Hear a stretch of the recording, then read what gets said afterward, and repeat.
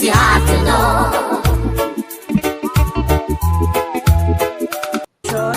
Yeah, yeah.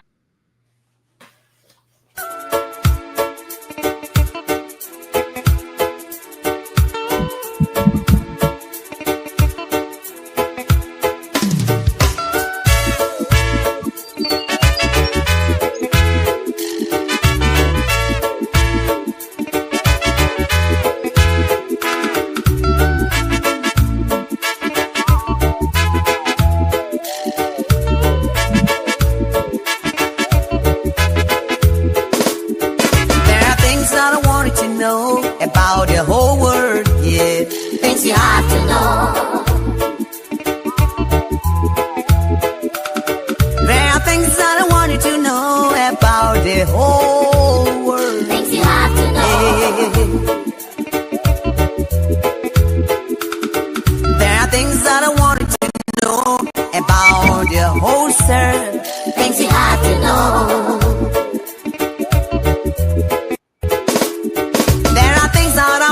To know about the whole universe, yeah. Ooh, yeah. We are in the end time, you don't know. We are approaching the end time, you don't know.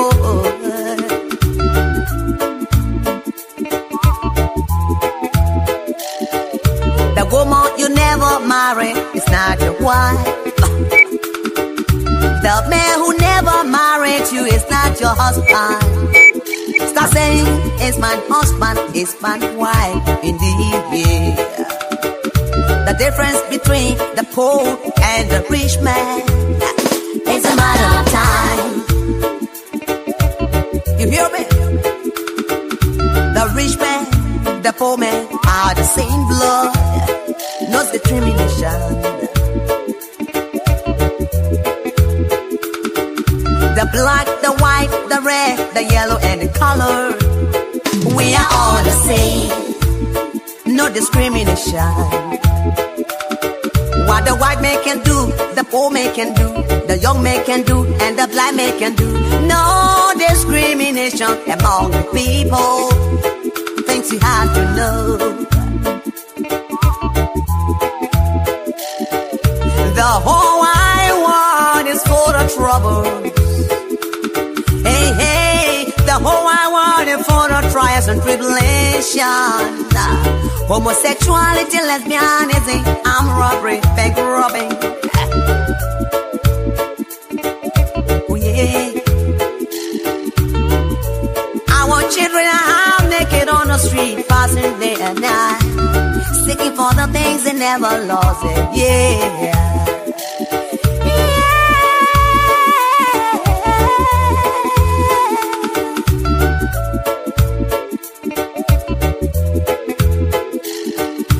Things that I wanted to know about the whole world.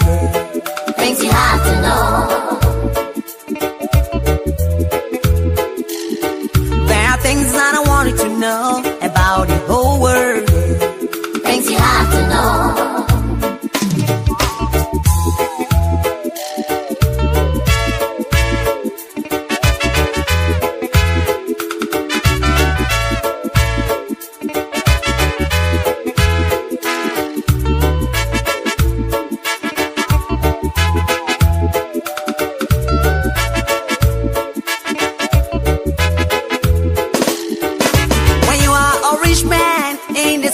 Look down upon the poor man. For the matter of time you went there will be another time. Come to yourself and help the poor man, help the needy, help the depressed, help the apprehended, help the waiters. Yeah. Now listen to me. There's a story about one lady. She had 5 children, no supporters. Yeah. Because she didn't have supporters, this is why she allowed all her girls' children to be involved in the promiscuity. And at the end result, they contracted HIV and AIDS and they died. And as a result for her, she was involved into great troubles in her heart and she died.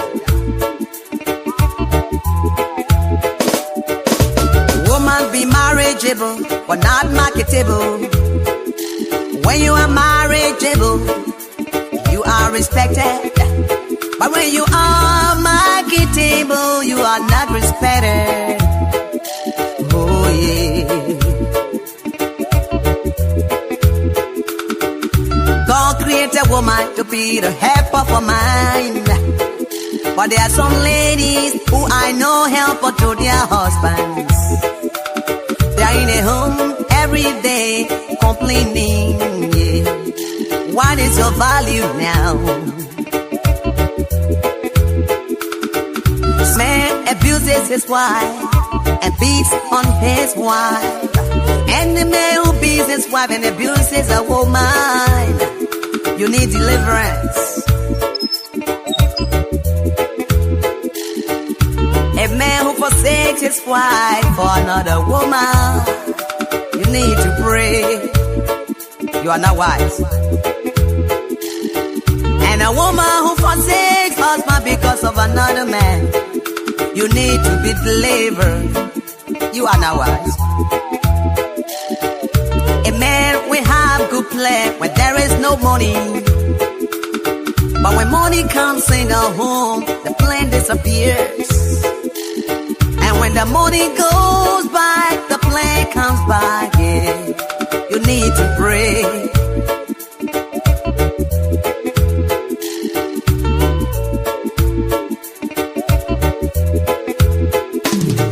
You are making business every day, but one thing is wrong. Every woman you see you want, that woman is not good. How will the business grow? A woman who is never satisfied with one man, yeah. You need to pray. You need deliverance now. Some men will say my woman cannot give me a chance. It is all because you are not faithful to your wife. When you are faithful to your wife, no problems, no embarrassment. Yes, so ladies and gentlemen, this is SINOE County premier platform voice of SINOE. In the diaspora, we are back on air to do our usual thing, to talk about SINOE County, to talk about Liberia, and to talk about training issues. So as you join us this afternoon with another brand new edition of the show, we ask you to share our show, follow us on YouTube, Voice of SINOE in the Diaspora is our handle on YouTube. And of course, on SINOE on Facebook, you can follow me on ESOTERIC, and we're going to bring everything to you. We want to say thank you for joining us, and let's do a little entertainment. We will be right back with you.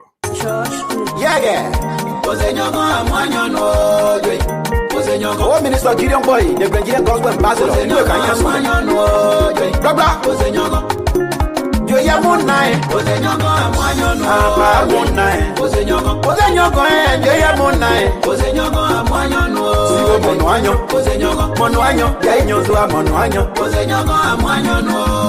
please help me, you do my mouth for time. I'm not getting my mom, so my Jessica drop wow. Papa Africa drop wow. There is a gauge drop wow. Imaya gauge drop wow. Gaddafi gauge drop wow. Did I gauge drop wow? Yeah, woman you drop wow, praise again. Man, I drop wow, Jacob Bido, Osa. Africa budget, Wapo budget, Jessica Yabo budget, Abo budget, Abo budget,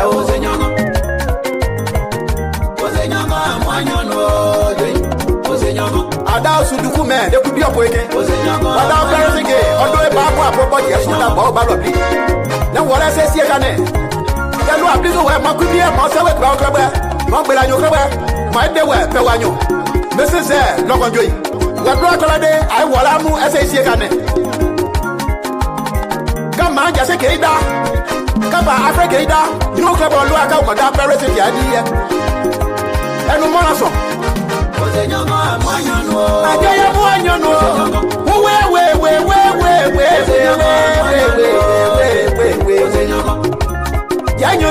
Bairu, Baruwe, Sibo Bairu, Baruwe, Yayo Bairu, Baruwe, Rabbi Petoa, Rabbi Mara Opida Toa, Ozenyago, Moyo Nozo, Nako Dania, Yono Piajo, no. Yes, ladies and gentlemen, you follow a brand new edition of Voices SINOE here in the diaspora with Esoteric Sarah and Patrick Bolu, as well as Christian Tababo. We are here to bring everything to you, SINOE County, Liberia. So hold on, go away, jump, please. Share the link for us.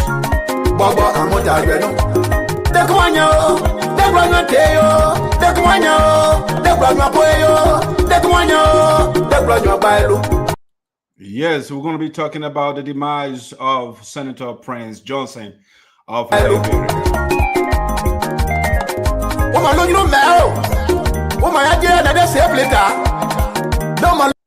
Also on the agenda this afternoon, we have a young hero of the Sarpo land, Pyne Suah, just passed away in the U.S. as well. We're going to put that in context, what that means for the community.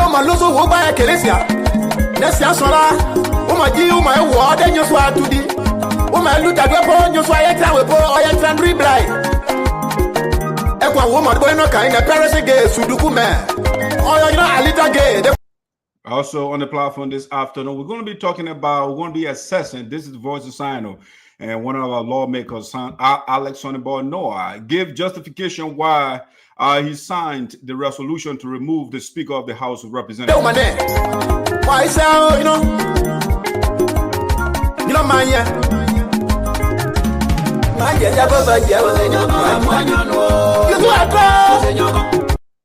before we got a breaking news. The Executive Protection Services suspended 4 officers.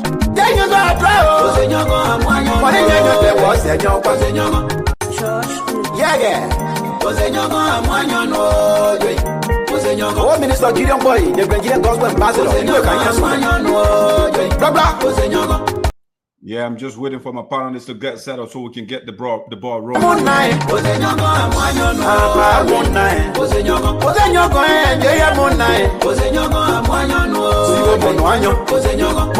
Yeah, Grand General Association in America's presidential election is coming up pretty soon. Patrick Bolu is on board.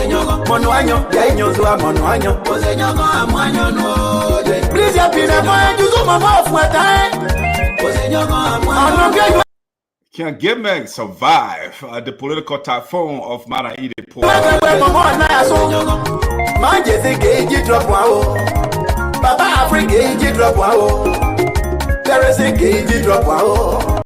Yeah, the Igbe of Philadelphia just passed away. Suah Pyne.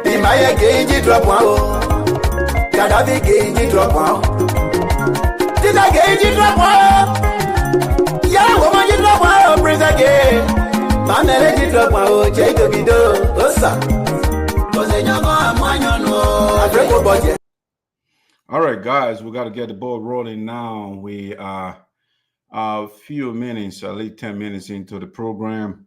Patrick Isela, let me make sure that Sarah is also ready to go. And you're going to see, let me set this up here quickly. And you can see Voice of SINOE, dark side, put the esoteric. All right, good afternoon, good evening, good morning, wherever you find yourself around the world. I want to say welcome to SINOE County, premier platform, Voice of SINOE, with Esoteric, Patrick, Sarah, and Christian Tababo. Without further ado, I'd like to bring, say ladies before gentlemen, and so Patrick will be the last man. Let's bring Sarah first. Hey, Sarah, how are you? I'm doing great, and you? I'm wonderful. I want you to adjust the camera a little bit more, bring it down a little bit down. No, down. So that we will see your face. Your face is a little bit off camera. All right. Yeah, that angle is good. Perfect. All right. Ladies and gentlemen, I also want to bring my co-panelist, Patrick Bolu, here with us. Patrick. Yes. Welcome aboard, man. You're looking good. All cool with glasses on. You're chilling In green, you representing SINOE County, huh? Thank you. I mean, thanks for the return today. We've been away for a couple of days or weeks, but we are good to be back today again. All right, Patrick. We cannot begin the show without first, acknowledging the tragedy from your end. You just lost your sister, and I like to say on behalf of the platform, have our condolences. It is very, very difficult. You and I, we are in the same boat right now. My brother too is still in the mortuary to be buried this month. So it's difficult to always throw cliches at people. But what can we do? On behalf of my family, the whole VOSD family as well, we want to say sorry for the loss and be strong. And that's the yeah, Dr. King calls that the democracy of death. It comes to everybody, old, young, children. I mean, it doesn't discriminate. So we want to say sorry for the loss and be strong. Sarah, you want to say one or two words to Patrick?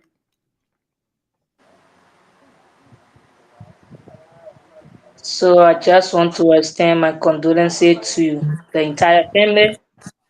Since he was a very close person to me, and it's very hot. Yes, it's very hot. So take care, Mr. B, you and the entire family. All right. So you Oh, knew her, Sarah. You knew the lady.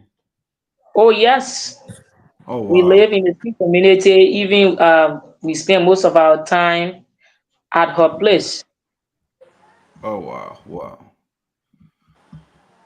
All right, man, Patrick. It's again. It's just it's sad to begin this show on a side note, but we got to.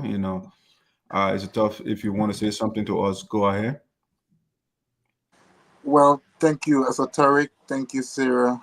Thanks to everyone that has been sending in their thoughts, their prayers, their messages, their calls, expressing sympathy and condolences. I have come to terms with the reality of death.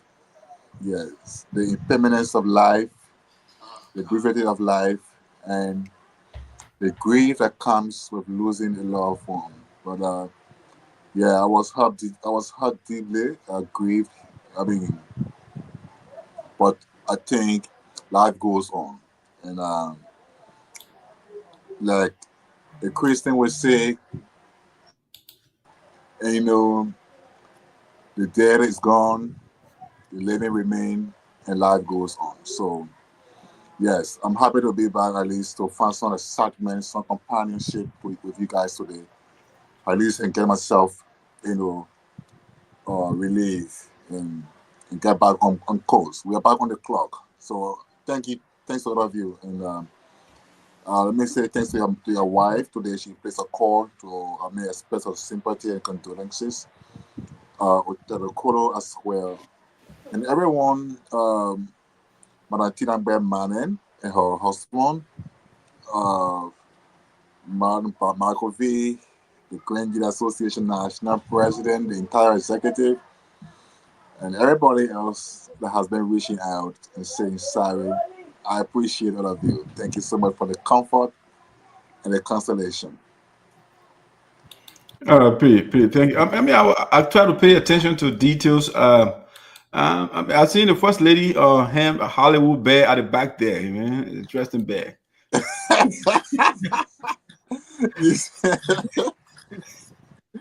Oh my! It's all right. Oh, this guy will get people in trouble here. Oh my goodness! Yeah, it's a tough time. Sometimes we just have to put a little bit of humor into the activity. But Patrick, again, once Hey, again, I sorry. want to say sorry to you and your family, man, for the loss. Thank you, brother. All Thank right. you. Before we get into the major issue here, Patrick, I'm following some activities back home, right? And I mean, I know it's your boss, man. It's my first time to see the former superintendent, the former development superintendent of SINOE County, and now representative of District Number 1, SINOE County, Romeo Kuya to have an extravagant party, birthday party. I mean, what is going on in Liberia when our people are suffering and the lawmakers are having parties? What's going on? No, I think this is this view. This let me issue this disclaimer. This view is proper, you know, from a maverick standpoint. So let nobody say no, or let nobody say he says something contrary to his portfolio. This is a maverick in the point of view, you know. Romeo has not really been noted of celebrating birthdays in such elaborate ways that he did it last time. Um, I like he did it before, and I didn't know. But in Sino, I didn't see it on his time there. And what occasion, perhaps, this elaborate celebration, this extravagant celebration, perhaps, is the fact that he clocked 3 school. I think that's one reason. Yeah, that's one reason. He clocked 3 school. So that could be a reason why. Perhaps he wants to take once in a while, maybe use the occasion, send his turning 60 to say thank you to God, perhaps, or maybe thank you to his fellow friends and companions and everybody. So I think because he turned 60, that's why he chose to appreciate, society, or to his followers or everybody around him.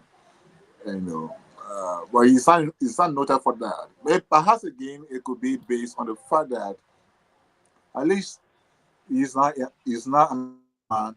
He has he has friends who could come around and celebrate with him. Perhaps he has the resources now. Perhaps he has the opportunity to do so. Yeah, but he has not been an extravagant person anyway. Sarah, I want to pick your brain too as well on this training issue. The reason, if you like, extravaganza of our lawmaker Romeo Kuya. Patrick just said maybe he just got more resources now. So, in other words, when he was development superintendent, he never had more resources to have party. When you're superintendent, the president of our county, you never have resources, more resources to have a party. And now he is in the Liberia House of Representatives, and he having, this elaborate party. Even though he told us he ran on adequate representation, I don't know how this party represents us. He said he want to introduce or bring healthcare delivery system to Sano County. I don't know how is JF Grand Hospital in Sano County, but Sarah, you are there. Maybe you will tell us. Mr. Romeo Kuya said he was going to bring development to Sano County, women empowerment. I don't know how has he empowered Sarah, for example, youth empowerment, agriculture development, and all those things he listed on a flyer. But Mr. Romeo Kuya now is having parties. So, Sarah, what do you make of this? In the midst of the suffering of our people, the lawmakers, the people we send to the Capitol building to represent us, they are having party. What do you make of it? Or make of this whole thing? Okay, so thank you, that we have our own individual differences. There are other people, if they make promises at the final analysis, they will not fulfill those promises. And so, like Patrick rightly said, because of him maybe adding around 60 years plus, maybe it might be the reason, or maybe the people around him might be the one to come up with such idea that they need to celebrate. Or maybe since uh he have struggled over the past years. I think he ran for 5 times and lost the election, and then the sixth one he was successful, and he become lawmaker. So the celebration for losing 5 times, winning the sixth one, everything, get Maybe he combined everything to celebrate his birthday. There are so many have tears of joy. There are so many ways that people, celebrate their success and other things. I think when the announcing has representative of SINOE County Electoral District number 1, it was still a dream to him. Yeah, because you over the past time you struggle for 5 consecutive times without winning any election in the county. So maybe he chose that party to celebrate a successful election and other thing. You know, he's the Okay, best, person okay. to explain. I mean, I'm hearing myself. So yeah, so yeah, on the video I saw, I don't know, was this his wife? There's a lady he was dancing with, and I mean, is that his wife or fiance? You guys know his wife. Uh, I couldn't hear you. for me, I didn't watch the video, so Okay. I cannot, give clarity on that.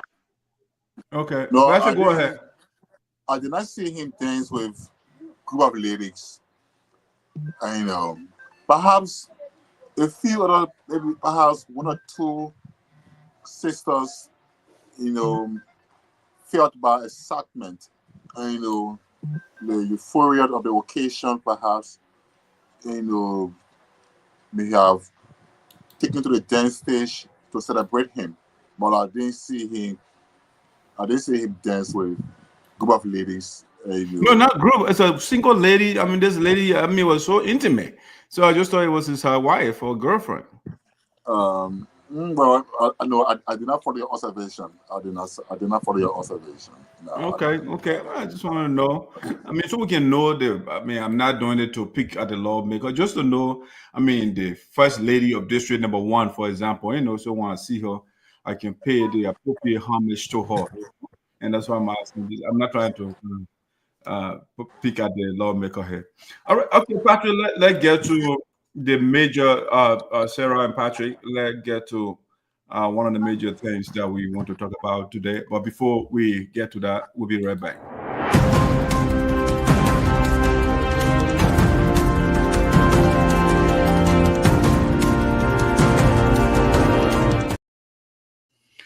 All right, so the first breaking news, at least from the U.S., is son of SINOE County, the son of the Sarpo land, Pyne Suah, just recently passed away in the city of Philadelphia, Pennsylvania. This young man right here, if you don't know him or if you don't know him, let me put the picture. It's the young man right here. Yes, he just passed away in Philadelphia. And Patrick, I will do a little reflection. And I don't know whether you know him. If you don't, that's fine. But he was a great young man of SINOE County, of the Sarpo community, to be specific, and the city of Philadelphia. He commanded a lot of respect from his friends and colleagues and people that knew him. So, but before we go into that, we first want to say our profound sympathy to the family, my own elder, our elder Tusua, and the rest of the family, Deacon Suah, and your wife. We want to say sorry for this gargantuan loss. Words cannot placate you guys at this point. Just the same way words cannot placate myself for the demise of my brother, and just the same way Patrick is in the same conundrum of death. We are sorry for the loss. I knew Pyne, I mean, in the community personally, we interacted. I mean, wonderful guy. But before I gave what I know of him, I like to give my panelists 1 or 2 words to at least sympathize with the family, and then we'll go on from there. Patrick, you may go first. Let me see. I can unmute you. Yeah, go ahead. Okay. Yeah. So yes, between November 2nd to the day Pyne passed, until December 2nd, December 1st or 2nd, yes, December 2nd, the events, the occurrences of death actually, yeah. But see, but your brother's case and Pyne, and, there was actually a moment, of heart attack or heartbreak because you see in the US, what I know and what people have told me is if one dies in the United States, if one dies there, it means God truly calls you. God agrees that you must go. God agrees that it is your turn to depart earth. So yeah, Pyne's death, I mean, it came as a surprise.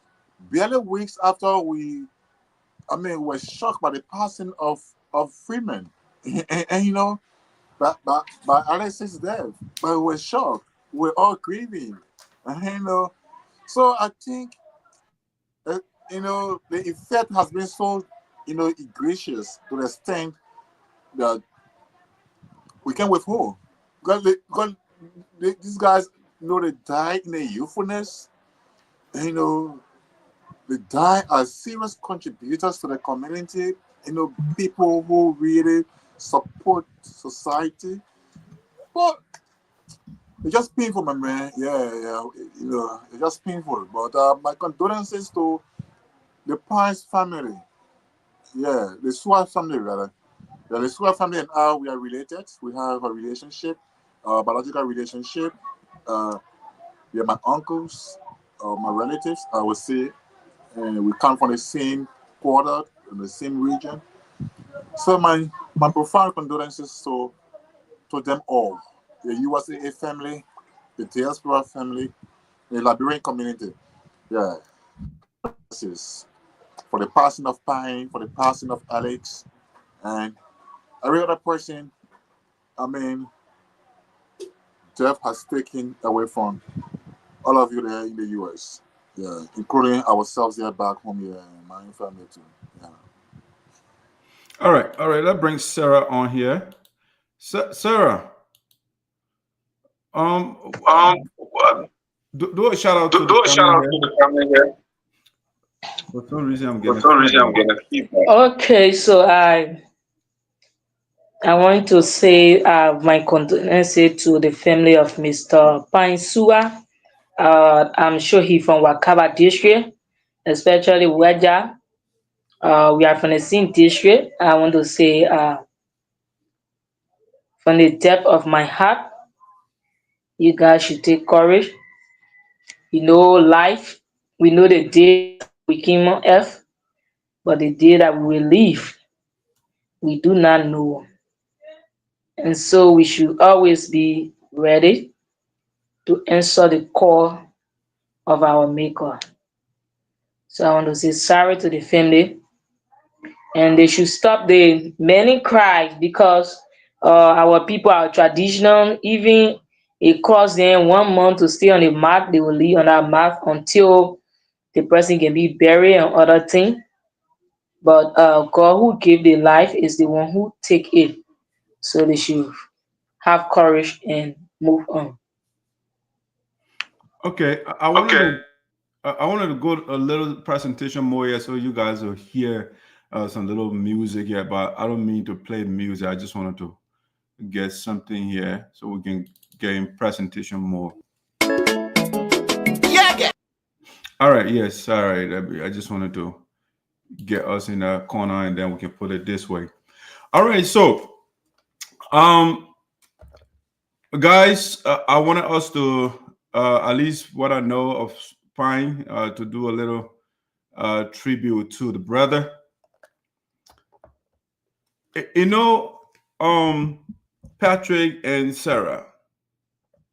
You see, leaders are born different ways. And one of the ways you can be a leader, a true angle. Certain things, somebody has to oppress you, somebody has to step on your neck, somebody has to do something to you and your family, and then you say, you know what, enough is enough. and then you stand up. At that point, you become a leader. And that's what happens to, say, for example, Rosa Parks in the U.S. You know, the whites, the Caucasian here, they were suppressing the black people. And the black people were allowed only to sit at the back of the bus. They can't sit up front. And the woman challenged that law. She said the law is unjust. I don't know, my video looks like frozen or whatever. Okay, there you go. She challenged the law, and that's how the civil rights movement in the U.S. was born, because she refused to give a seat up to a white male, you know, Rosa Parks, and that's how the movement led by Dr. King came to life. Okay, so what am I saying? You see, during the war in Liberia, many of our brothers and sisters that participated, they are not rebels.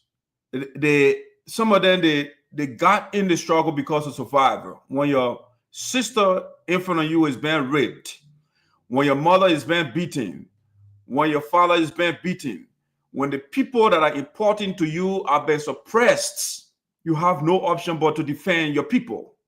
And so the survival of the Sarpo people, for example, it was predicated on the anger of Suah, young man. He was young at the time, living with his family, the capital bypass. And April 6th, Charles Taylor and his guys, they were morally true community, looking for the Sarpos and the crown. And the man, his family, their life was at stake. So Suah stood up to Charles Taylor and his people. And that's what the Sarpo community that survived the war in Liberia, the community is still alive. The man said, we cannot sit back. We cannot watch another man to trample over us. We got to stand up. This is the jungle of life. Survival of the fittest, the dying of the least. If we don't stand up to these people, Charles Taylor and his are idiots, we will be dead. We have nothing to do with what is going on, the political crisis that's going on, that they brought. If you have a problem with the president, you confront the president. But to turn it into a tribal conflict and you start to go after people, then we have to stand up. So Pyne Suah and others. This young man is a hero for the Sarpo community, for the people of SINOE County, because the Sarpo people who have been extinct by now, Pyne Suah and others have now stood up to Charles Taylor and his bandits. So I honor his memory. I honor his memory for standing up to tyrants, to dictators, to criminals, to gangsters, like Charles Taylor and his rebels. So your memory will live on, young man. You did not go and killing innocent people. No, you defended your family. That's what they call self-defense. When you are sitting at home, when you are minding your business, and some tyrants that come to you or some gangsters that come to you, they want to harm you and your family, you have the right to stand up. Okay? And that's why Malcolm X is called a self-defense guy. He's not a violent guy. Malcolm X does not believe in violence. But Malcolm X believes that if somebody attacks you, you have the right to defend yourself. And I believe in that philosophy. I don't believe in Dr. King's philosophy that says turn the other cheek. That's the same thing with Jesus. When somebody slaps you, you turn the other one. No. You have to stand up, because evil cannot be reduced if good people do not stand up to evil. Every time you get rid of one evil person, evil is reducing.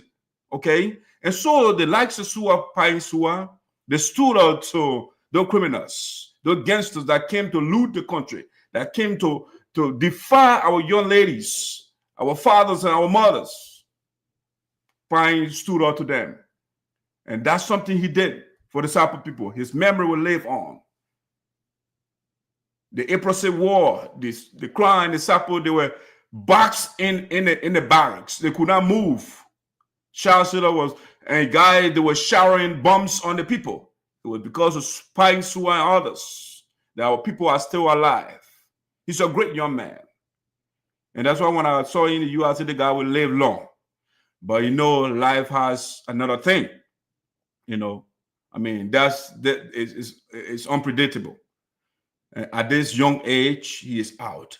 I mean, besides defending our people in Liberia, defending us in Liberia, in Philadelphia, the man is a leader Patrick and Sarah. The man, I mean, the word ghetto, when you hear the word ghetto, the people feel that it's where people go to drink and smoke and do all the bad thing, all the debauchery goes on there, right? That's the concession that people have. But Pyne Suah is one of the guys that transformed a ghetto into something good. It's just that until you go to the ghetto where Suah was running, right, you will see a different frame. You will see something different. In the ghetto in Philadelphia, the young people that were following Pyne, they call him Igbe, right? He is the leader in the ghetto. And what he did was he brought, a leader is the one who identifies the strength of other people and delegate responsibility and tax to them, right? So what the man did was he established a ghetto, so-called ghetto, in, the derogatory sense of that word, but it's positive. So what he did was he established this, and the young children, the young guys, ladies of Philadelphia, when you go there, you want to do the wrong thing, Suah, the Igbe will discipline you. He will say, this is not a place for violence. This is not a place for tribalism. This is an intellectual place. So he brought the young intellectuals of Philadelphia together. So when you go to the ghetto, you will find economists, you will find political scientists, you will find engineers, you will find technologists or technophiles. Different professionals, they are there and debating different issues. Okay, that's the kind of ghetto he established in Philadelphia. The young men are there. They are going to top universities in Philadelphia, Pennsylvania, and other areas around the U.S. When you go there and you feel you will embarrass yourself because they got smart, intelligent guy that got degrees. All they do when they have some free time, they go there and discuss geopolitics. Economics issue. Social justice issue. It's amazing what this guy did in Philadelphia, And one time I went there, Patrick, let me tell you the joke, right? So, it's in the middle of COVID and everybody wearing masks. I was very careful. I had my mask on. Everybody there, they never have masks. So, they have food and everything there. So, we ordered some fish. I think it was Boto that carried me there, big senior brother Boto. So, I took my mask after a while to eat and say, my man, Corona going away now. So we just joke about it, I say. So, but he was a wonderful guy, and he stood up for what is right. The American guys, they especially the African Americans, they got this group that can bully the Africans, right? But Suah Pyne made you guys to respect the Africans. They will bully them, but Suah would say once they call him, you're going to tell the African Americans stand up to them. No, he can't do this. So because of him, they respected the Africans, especially in the Philadelphia Southwest area. They got these different groups that think they can intimidate the Africans. When you come from Africa, they feel the accent different. They can intimidate Pyne said, no, he can't do that. So once they call the Igbe, whoever you are, you submit to him. Like Pyne, I believe in the Second Amendment rights. So if you're in the USA, you have to have your stuff, because the guy idiots out there that carry guns are not licensed to do anything, So I believe in the Second Amendment rights, and that's why I got mine too. So Suah used to protect the guys that follow. He respected them. They respected him. Every time they go there, when he reaches somewhere, he offers. He always smiling. He cracks jokes and stuff of that nature. He was a very nice guy, So we lost somebody good. I never saw him from your face one day. He sees you, he will put his hand around you. How you doing? He asks for your family. If you like on the soccer field, for example, oh man, you want something to eat or you want something to drink, he will offer. He was a wonderful guy, and it's sad that life has taken him from us, but he will be remembered. He's a strong guy. I can remember he went to Minnesota one time too, and they got those gangsters over there to feel they can intimidate him. The man put those guys in their place, So in my Sarpo language, in the original language, our young boy, that man, you don't kowtow to your fellow man. He was a man. He stood up to anybody, especially the bullies. When you think you can bully Pyne Suah or anybody around him, you got Pyne to contend with. That's the kind of man he was. You know, he always defended the weak ones, the people that follow him, those that try to take advantage of other people. He was the one that was standing up for the weak ones, the suppressed, the oppressed. That's what the kind of person Suah was. And may his soul rest in peace. He will live long. Right now, if you go to Reverend Suah's house, the Philadelphia, all the young boys and girls, they are in the house, they are trooping in the house 24/7, they're coming in. I mean, it's a huge blow to the community. I feel proud to see my fellow Sarpo brother, my fellow African, my fellow Liberian, for people to just rally around him, and not for bad thing, but for good thing. You know, he was not somebody who was in this academic thing, but everybody got their strength, right? So, and that's what leadership is not about, only knowing how to read and write or speak a big book. Leadership is about, knowing your strength and bringing other people on board, delegating responsibility to them and filling in, those gaps that you have. And you work together and push your agenda. So his agenda was to keep the young people together, to make them to stay out of trouble in Philadelphia.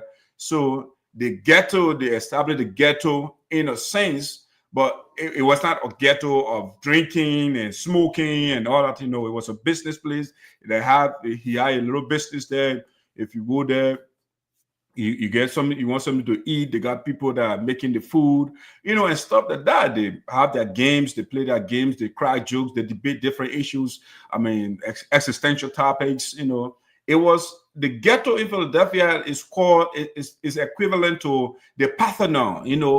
Or if you like the Agora, where Socrates and the other guys, they gather in the marketplace and debate the issues. It was the same way Pyne Suah gathered the young intellectuals of Philadelphia together in the ghetto, and they are discussing different topics. If you go there, it's amazing. So that's a little reflection I have on Suah. May his soul rest in peace. And I want to say thanks for defending our people when they needed help. Thanks for standing up to those guys, Charles Siller and his rebels and killers. Thanks for doing that for us. Some of us will remember you on that. And all the other things you did in the community. The Sarpo organization, he was always there coming when we're having fundraiser. He would come to participate and help to do whatever work he could do, So that's the kind of man he was, at least from my perspective, the man I knew him to be. All right, so guys, that's what I have to say. If you have any thoughts, you can, or else we can go to something else. Patrick, let me unmute you. Go ahead. Yeah, you can unmute yourself. All right. Yeah, thank you for the historical reflection on the legacy of Pyne Suah. Yeah, I think he was a hero. Judging from what he said, you have said about him, what he did to protect, humanity, to protect human rights, freedom, and justice. We could pray God grants his soul a perfect rest. Yeah. May his soul rest in peace. Thank you for the narrative. Thank you. So that's it. I want to say again, our sympathy to the family. Again, Mr. Pyne Suah was a hero of our community. I can go all day narrating. Patrick, you see, I don't want to go over and over, but I was so happy because a lot of the time people stigmatize people that go in the ghetto, right? But no, Patrick, this guy, Suah, changed that stigma from the ghetto. No, the ghetto he established or he was leading, it was a place of intellectuals, teaching. When you go there, you want to start any conflict, Suah will put you in your place. You will say, no, this is not a place for that. This is a place for us to discuss. Let's have an intellectual fight. Let's debate the issue and then here for conflict. So that's the kind of ghetto. So it was a different ghetto in Philadelphia. If you have any African food to sell, they open up to you. The guys, they got theologians there that discuss issue about God. I mean, those metaphysical and ontological questions. They debate those things. They debate economics issue. They debate political issue, geopolitics. I mean, science, technology. I mean, you got all those young, bright young men, women around him, and he was leading there, and that's why he was called, affectionately called Igbe. You know, he got that title for a reason, defending the weak. If Pyne knows you and somebody trying to step on your toe, he will come and defend you. That's the kind of guy he was. And so may your soul rest in peace, young man. Yes, I'm glad to have known you. All right, Patrick, let's go to the next thing here. Our sympathy again, once again, to the family. Let's go to the next thing here. That's I can go all day on the young brother that passed away. I don't know why the team froze. I mean, I don't know what the people having delayed from on the other side. It looks like it's delaying a little bit. But let's get to the next thing that I want to talk about today on the show. But before we do that, let me play something here that I want us to see. Let me bring this one down to free us some space. Let me bring this. There's something I wanted to play for us.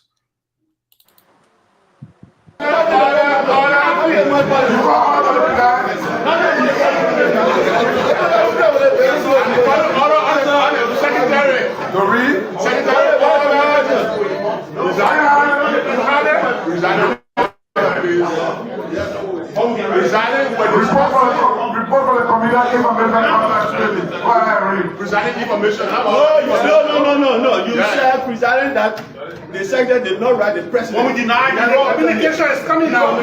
So let me read the communication.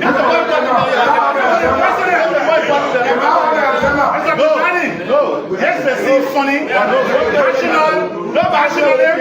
This is an impeachable offense. If you do not follow the rules of the Constitution of Liberia, it becomes an impeachable offense. He vowed to protect the Constitution of this country. That's why he was untouchable. So if he violates the Constitution, then it becomes impeachable.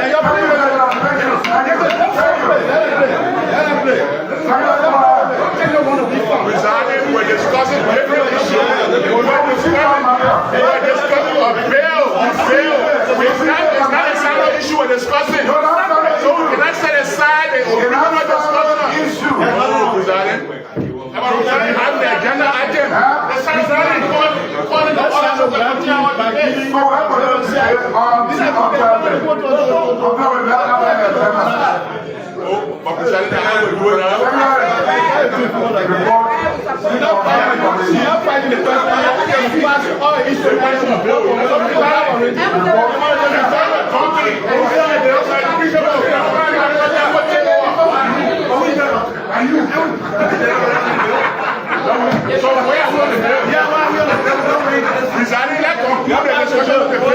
The issue was signed on my TV was set aside. Continue with the bill.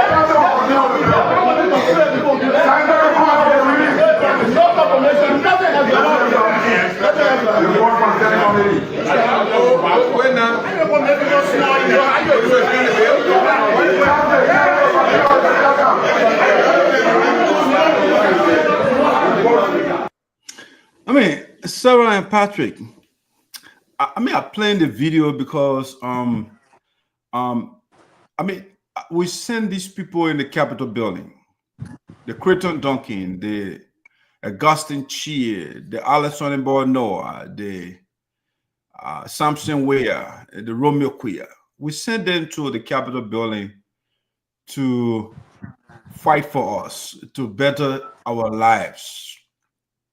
But when I see these people, I mean, that's what I call the SINOE County legislative noisemakers. The guys have literally become a nuisance, a problem to our community or to our county. Because, I mean, let's take, for example, Creighton Duncan. Since we sent Creighton Duncan to the Capitol building, I haven't heard Creighton Duncan, I mean, advocating for us, for example. He has not proffered any bill or nothing. He doesn't speak. But when it comes to noise making and agitation, when you go in the lower house, you see Sonny Boy on the other side, he fighting, beating a chest. I mean, did we send these guys to just become, I mean, agitators and noise maker? They are not putting things on the table that are affecting their people in the county. I mean, what do you make of the activities of our leaders, man? What do you guys make of what the guys are doing? Well, let me say that I don't agree with your categorization, of the representation. Yeah, I don't agree with that.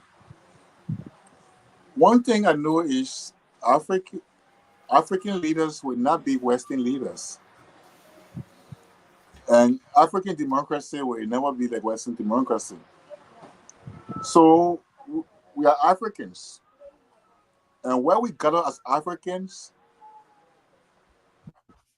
noise, disturbance, and sometimes disorderliness will always be felt by others or those who refuse to be law-abiding or who refuse to be orderly. So I think our lawmakers are noise makers. No, I don't think so. And in our society, the manner in which government in Africa or Liberia is conducted, it is not really about the people. Liberian government is not a government of the people, for the people, and by the people. So the last time I posted on my page that when Abraham Lincoln said, in his concluding statement, Gettysburg, when he said the government of the people, for the people and by the people, shall never perish from the surface of the earth, he was not referring to Liberia. He was not even thinking about Liberia. Yeah. So, and that's exactly why Liberian democracy is about the it's about the governance. It's about enriching the rich, making them more richer, and and then making the poor poorer. Now, what laws do the lawmakers make? I don't want to say about SINOE, but let's say generally, what laws do they make, for example, to provide austerity measures for the economy? This economy that is so hard, like hell. They don't have any measure. They don't have any idea. They don't have any vision. Okay, but what they do is the national budget. They butcher the budget as though it is an elephant meat. And everything in the budget is for themselves. The executive, the judiciary, legislative branches of government, they take all. And the people are left with nothing. So, what I agree with you that on the categorization or the name you use to describe them, I also believe that the Liberian government or governance system, is a bad system. It's corrupt, and it's not about the people. Article 7 of the Constitution makes it very clear. What is it that you don't? What is it that you disagree with? Because the guys are literally making noise, and you are basically you are augmenting what I said, because they are making noise and pillaging your budget, like you rightly said, but they are not talking for you. So if you said they are not legislative noise makers, see your lawmakers, they are all on the floor. When it's time for argument, then they stand on and yell at each other. I mean, the two of them, they talk about the building, and that's what that is not what we send Quinton Duncan and Chia to do, to be basically legislative clowns, to be, making noise and hold the play hostage like that. So I believe if there can be noise in the Vatican, The noise should be anywhere or everywhere. I mean, If lawyers should be what? In a church, in the holiest place, noise is there. so noise is an inevitable. Noise is an inevitable. How do you call it? All right, it's an inbuilt human tendency. My understanding is humans do it. Patrick, my understanding is because you call the Senate the House of Elders, right? Elders in our culture don't do that. What Creighton Duncan and Chia demonstrated here, it's not elderly, it's what children do. The children will agitate and the elders will intervene. So, and that's why I call them legislative noisemakers. Because the elders, when you are in the house of elder, you are the one that restore calm. You cannot be the one to be doing what the guys are doing. So I don't know what you are disagreeing with. Sarah, what do you make of it? Are you proud of what your lawmakers are doing? Okay, so thank you, Doc. The first thing is our lawmakers in what we observe over the past time is to see most of them accurate, like the way the South African normally do their in their parliament. Also, Kenya. Let me just say the entire Africa lawmakers normally, like faith fight in order to discuss issues, especially when you are being denied by the presiding. And so the only way they think they can put through their points is to argue or to disturb the entire era so that attention can be given and so that they can be able to speak out. Especially looking at our lawmakers being an opposition, because they are all sedition and Unity Party is the ruling party now. So if they have any point or qualms to raise in session that will go against either the ruling party or another person, they might deny. In order to put through their points, it has to be a counter argument. I listened keenly and I was hearing from Edwin Melvin Snow saying that this is not your SINOE candidate thing where you have to sign before you know and other stuff to Senator Duncan. Yes, and so our lawmakers, to be frank with you, they are trying their best. Recently, Senator Chia was able to uh, place a bill which the Senate has passed, and they are waiting the lower house that has to do with the decentralization when it comes to the National Port Authority.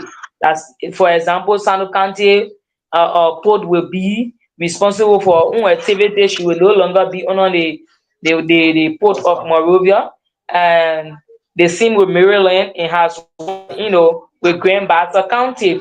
So they are working, and it is not an easy task where you have your colleagues and everyone fighting over it. But on the other hand, is the entire country, not only our lawmakers, the entire country, our leaders are the ones who are benefiting while the masses suffer. Like the budget, most of the law that the people make are always in their interest, and from information that coming in when it comes to the issues of the lower house dispute, other information are saying that the executive are the one that involved into this. So the executive, maybe they want certain things to go on, but then that this speaker is an opposition speaker and he may not agree to such act. So they find the only thing they can do is to remove the opposition speaker, and these are things at the final analysis they said to be the one who will suffer. Now they are still receiving a salary and other benefits while we are in the rural part of Liberia, even those in Monrovia, and we are suffering. Things prices are on the increase. Sano County, I don't know as to whether we will now receive will be hosting the county meet or not, because the road the bridge to ITR is damaged, and they said we should give them 21 days.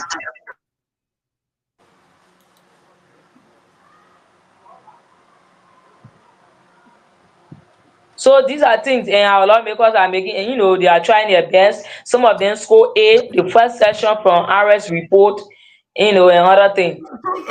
Sarah, when people give, for yourself, mute, please. Yeah, I don't know on what basis somebody will give those guys A when you say the guys are making the budget for themselves. So why are you giving them A? What are they doing? For what Clinton Duncan and they got demonstrated? I mean, it's interesting how you brought in South Africa, right? You say, oh, the people, when we look across Africa, the South African parliament is unique. And the reason is, Sarah, they have different political parties in there, or if you like, parties with radical, like you can see radical ideological differences. So you have the ANC, you have the DA, for example, there are other parties there, and you have the EFF. There are other parties there also, but those three parties ideologically, Sarah, they are different because the EFF is a socialist party. The DA, I mean, is half and half. They try to be socialist, they try to be capitalist, or all different things, and then the DA is the old party for, I mean, those guys that were reading the apartheid people, that were there before, that the DA, So ideologically, they see the war from different. So when they are fighting, it makes sense. But go to our parliament. What is when you say SINOE, for example, and Chie, what different ideological difference they got? Nothing. They all think the same thing. It's just that the route, the way who should get the bigger part of the budget, that's why they will have differences. But other than that, ideologically, they believe the same thing. They won't share the money when they're making the budget. They give themselves millions of dollars. Chie does not oppose that, or SINOE, and I say, oh no, we shouldn't give ourselves more money. They want more money. Darrell Denon, who say, I would not ride in a car, I bought 40,000. He ride it around. He said, he would not live in the fence. Nobody can see Darrell Denon right now. So the guys all believe the same thing. It's not the same with the South African parliament. No guys believe in different things, radical differences. But I just wanted to bring something. Pate, it looks like you wanted to say something. Yeah, so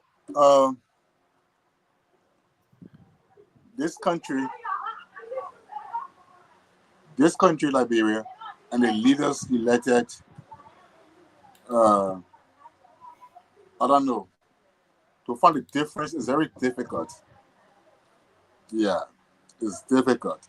So the lawmakers are elected to find answers, to find solution to the problem affecting the country. No. Come. To find solution. To find solution. They may get some visitors. To find problem to the to find solution to the problem affecting the country. But again, as we said, we find ourselves in a messy nation. All right, a nation that elects leaders who don't seek the interest of the nation. Okay, so look, in this country, 5 million people. What it takes to really, to really take this country out of poverty? What it takes? Nothing. Vision and sound leadership. Good actions or good decisions. Look, let me tell you something. I did not like him when he was president because he was a notorious warlord, a notorious criminal, child stealer, right? But boy, child stealer got all the embargoes and all the sanctions. He got no international connection at all. None. He got nothing. All he relied on was his own thing he was doing here, and then he all the dubious partners he had around the world. They were dealing with him. But I tell you for free, my bro, that guy, even though the resources he was exploiting from the country, they were being used for to support his arm, rebellion in other places. But the small he was doing could be felt in the community. So take for instance, the entire Greenville was electrified. The entire Greenville. All right? So in your mall house, you can come in there. You could put a freezer in your mall house. Just for one, the whole place electrified. All right? You could get Raspa, no food bar, no forget it.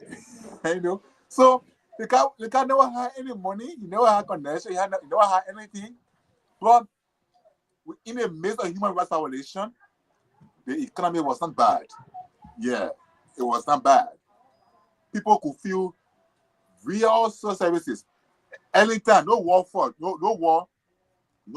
in any time, or you did not find one keke at the port there. We did not find one keke at the port. In Georgia town, no war, but we never found one keke at the port also. In Tiratan, where war over the place, where he had no connection. But man, the NPA boss, that long thing, my man, it could stop for students. Students from CBA, they would get on board that bus to school. When the boss carrying people to school or to work, those that didn't see very hard, they would get on that bus, they would go to school. But now, the time things are normal. Everything is just messy and nothing is happening. So the leaders right now, they don't have vision. They don't have the mindset to help the nation. Because why? The corrupt system benefits the leaders more than it benefits the people. The corrupt system works in a way that it chains and shackles the poor people, as you know, reduces them to beggars. So, for example, one minister is giving you data, one minister is giving you rice, or he pays your school fees. You see him as a god, and you go on social media to attack or insult anybody who dares insult that minister or that representative or senator, and that's the kind of life. So right now, it is the survival of the 30th. That's the thing that happened in this country. So I don't know what can ever change. Nothing. You get a budget that is Patrick, I want to get to the next topic, but what was it that Maxwell told you were asking about? What is due process? Let me talk quickly. All right, budget of 751 million, but the budget is spent right on the government itself, and the people have nothing. The president just approved something he called, I call it 8.4 billion arrest agenda for inclusive development.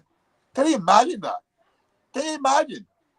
We can't even raise 1 billion every year. We can't raise 1 billion in our budget a year, but somebody can say in 5 years' time, we can raise $8.4 billion. So it's the same thing when John Weir said during inauguration that to do the coastal defense, to do the coastal highway, he was needed 3 billion. He said to do the coastal highway, we need $3 billion. I don't know if he ever raised that money or he did not raise that money, but the coastal highway is still, it's still the dive. So the same way now President Walker is saying he's going to raise $8.4 billion for inclusive development. Where? In this country. Let's transition, man. Let's transition. Patrick, I think it's possible once the resources are properly accounted for. The reason why you can't reach 1 billion is because the money is being siphoned into people, private people account, right? Exactly. Leaders. Exactly the point. Yeah. So, but the money, once you have the right leaders, say for example, when I went to Liberia 2020, Patrick, how is it that you at the airport you giving hungry men $75? You're giving people cash. You don't pay cash to somebody who is hungry. So what you expect people to do with that cash? The people that come in, they're giving those people, they put in $75 cash in their hand. You think they will report everything? No. So until the system is changed, over here, Patrick, even if they give you a ticket, right? You go pay for it. When you want to pay cash, they will not hold the cash. You have to pay either through a debit card or a check because they want to track that money. You know how the money coming in. They want to track it, but you give somebody that cash, you can't track it easily. You know. So you go there when you want to pay your own electric bill, you won't get in car. Some areas they will say no, we want debit card or we want a check. You know. But I mean, before we transition to the next thing, what was Maxwell Tully talking about here? What is due process? Patrick. The Patrick is frozen there.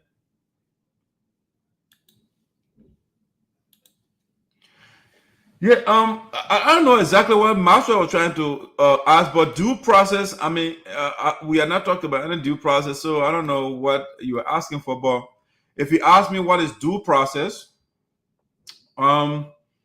it's a legal process where if you are accused, for example, or if I accuse you, we need a third party, a neutral party, to look into my accusation or your accusation.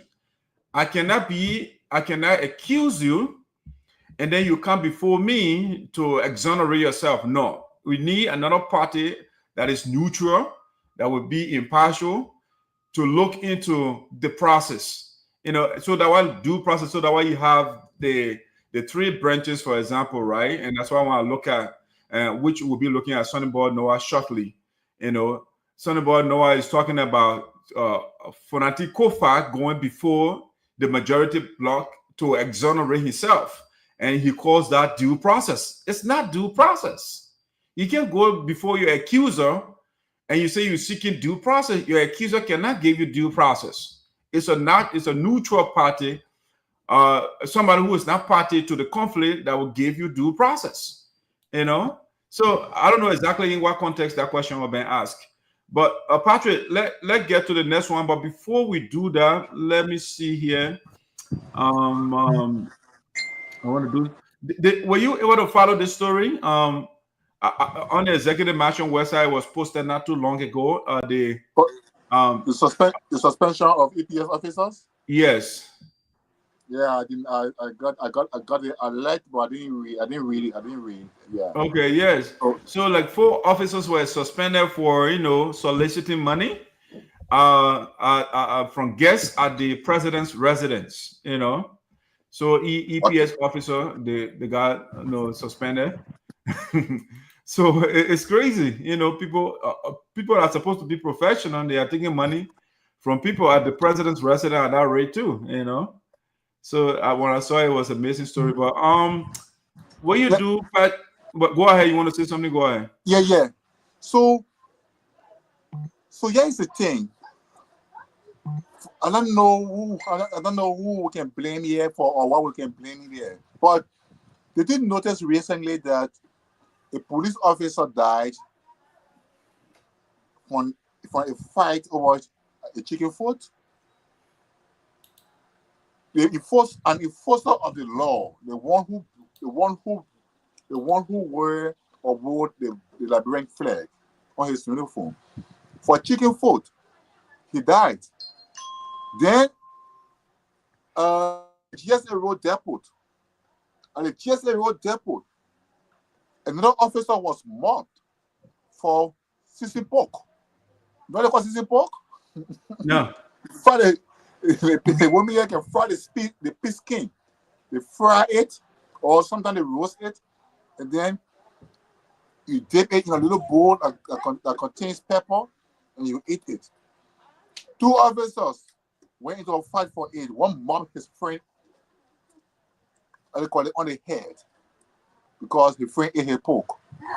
While the other one jumped on his friend to fight because his friend ate chicken foot. Now, APS officers, so the nation is going through a moment, through a period,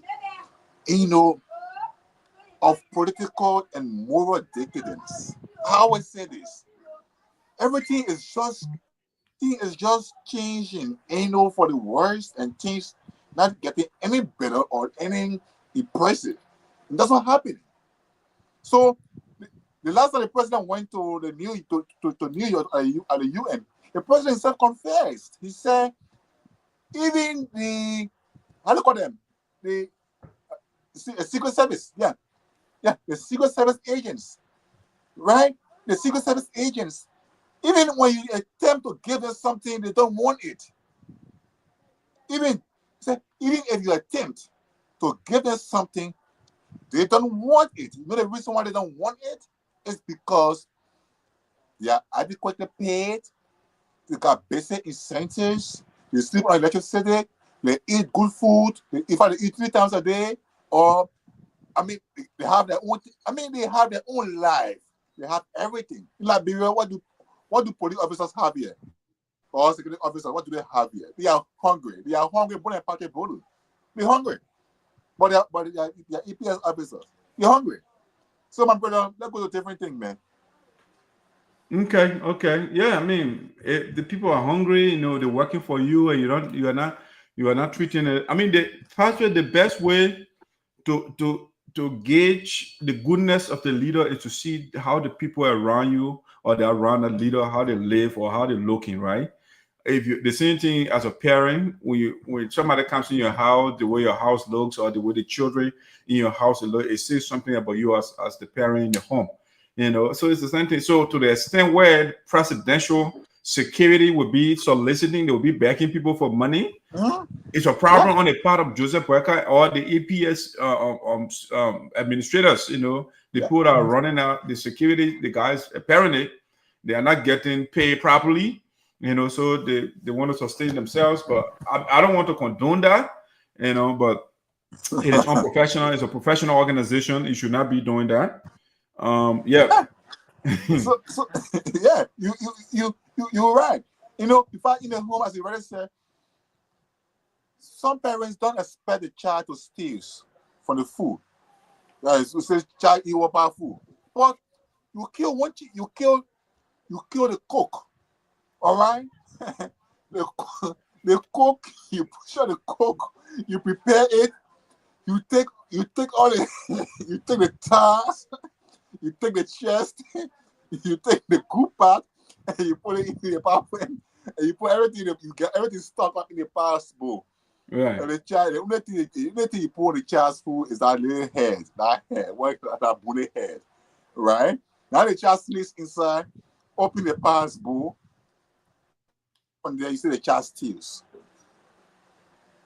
and you punish the child. It never happening. That's not happening. The budget of the New York police, the New York State Police Department, or let's say the smallest state, the budget of this police department here, is 5 times the budget of the is 5 times our national budget. Do you imagine? So they tell you that security is not play. It's not play. No. It will take Liberia 50 years to raise the budget of the Pentagon. The budget of the Pentagon, it will take Liberia 50 years to raise the budget of the Pentagon.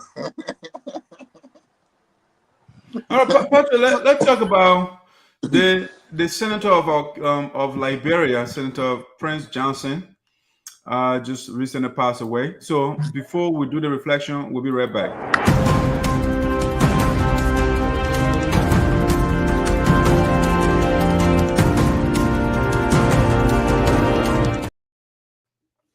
All right, ladies and gentlemen, welcome back to Voice of SINOE in the Diaspora with Esoteric Patrick, Sarah, and Tababo. So, Patrick, recently our lawmaker for Nema County, Senator Prince Johnson, passed away. What do you make? What does the death for Prince Johnson mean for Liberia, especially with emphasis to the War and Economics Crown Court in Liberia? What do you make of him? What sort of character was he in Liberia? I mean, just give your perspective of who the former lawmaker, or if you like, warlord turned senator, who he was. Well, Johnson's life was a combination or a compounded theory of controversies, bravery, gallantry, and stewardship. But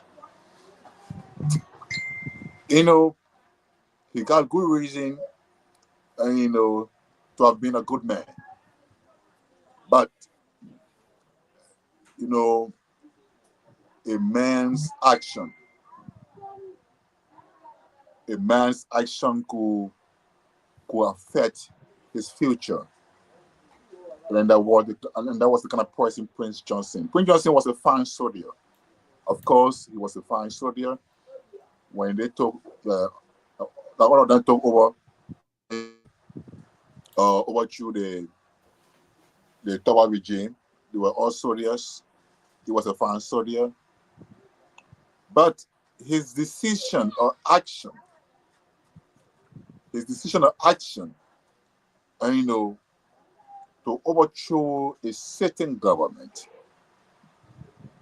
and not just overthrow a certain government, but brutally, gruesomely, murder a certain president, So Patrick, before you go ahead, I want to push you on down a little bit. Was the assassination or execution of Doe by Prince Johnson, was it justified or unjustified? What would you say? It was unjustified. And why is that so? It was unreasonable.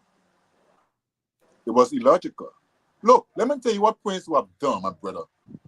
Look, he had a perfect opportunity to make himself a war hero, not just for Liberia. Look, other leaders, what they do, when you think that you are trying to do something good, you met Samuel Doe at the port of Monrovia. You grab him, you cut him. He started to chat with you, not as the president, but as somebody who is now on a siege. Or Prince Johnson also have been Ekomo or Quino, who just died 2 days ago too. Quino, put this man in the gunboat right now and take him out of this place. Take him out right now. I don't want to lay my eyes on him. I don't want to see him, or else it'll be different. Get him out now. Let the man go somewhere and rest. We tie with him. Let him lead our country. And so, but Patrick, do you think had President Doe captured Prince Johnson, who he had pardoned him? But Doe captured Prince Johnson before. You don't know that? During war? Oh, but look, if you read some articles, Prince Doe extended an invitation to Prince Johnson, and to some it was a trap. To some say it was a trap. Even others advised Prince not to even attend that meeting at BTC. Others advised Prince not to go there. All right, but others said it would have been a trap that Doe has set for him to get rid of him. And when Prince got at BTC, indeed, it was almost like he was in a trap for you.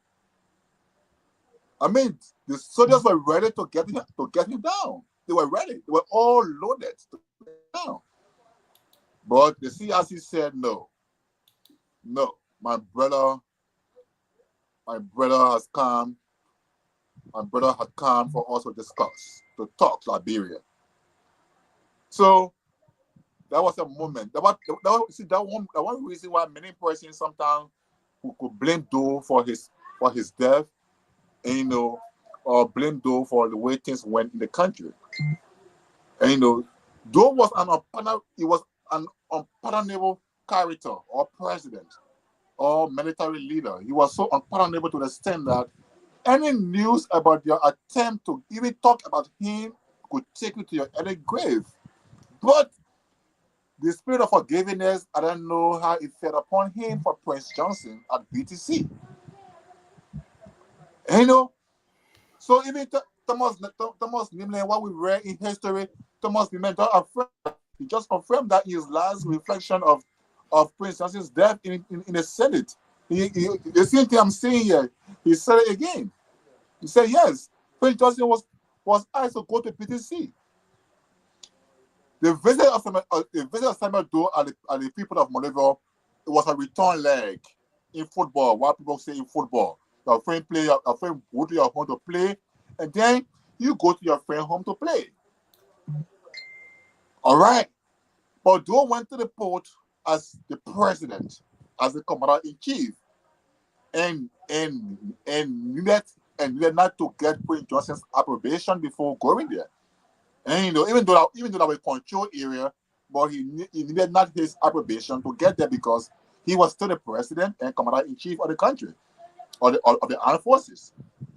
So historically, that point annoyed Prince. So, Patrick, I want to be But faithful to equally, the topic. I want to stick to the topic. What does the death of Prince Johnson mean? So, because you asked about it, right? Because you asked the question. All right. So So Prince, so Senator Johnson died. He died a guilty felon in the felon. Yeah. I mean, he grappled with so many things actually from the effect of the war and the way people were really bullying him. And but the good thing about him is that he died a repentant felon as well. Right? So he repented. Yeah, he got baptized again. He got born again. He started to preach the gospel. He Saul. He was a Saul who turned Paul, and he was good on his part. And but to the nation, Liberia,